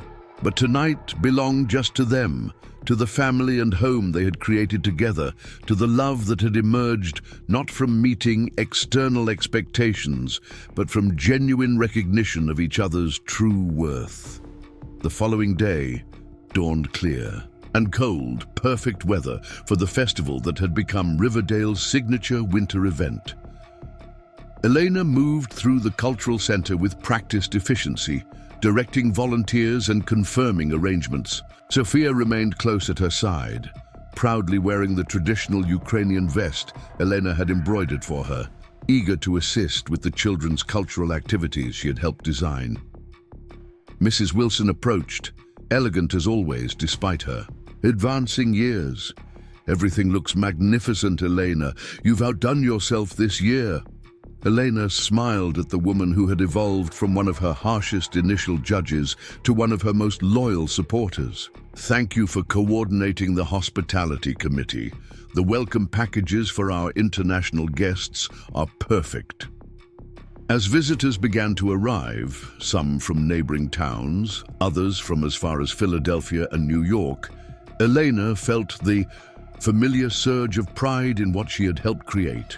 The cultural center hummed with activity as demonstrations began, from Ukrainian bread making to Polish folk dancing, from Indian classical music to Daniel's scientific explorations of how different cultures had interpreted the stars. From her position near the entrance, Elena watched as residents of Riverdale mingled with visitors from diverse backgrounds, barriers dissolving through shared experiences and genuine curiosity.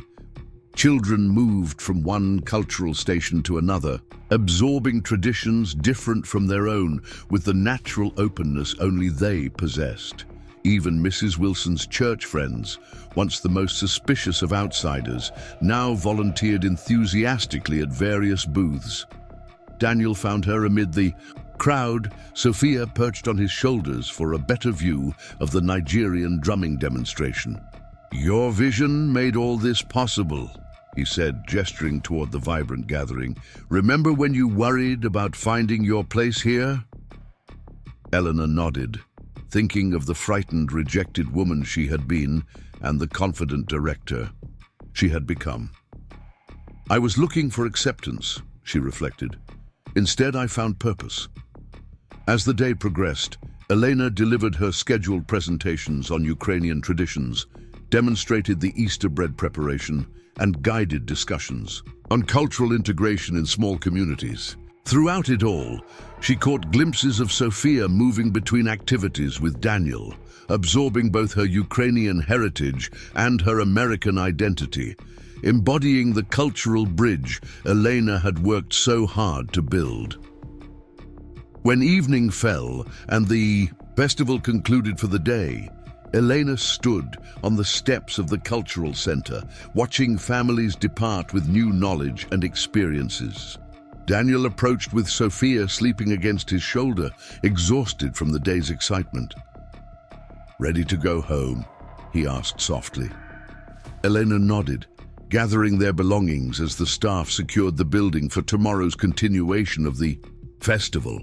As they walked toward their car through the crisp winter air, Elena took one last look at the cultural center, its windows glowing warmly against the darkness, the banner she had designed fluttering gently in the evening breeze.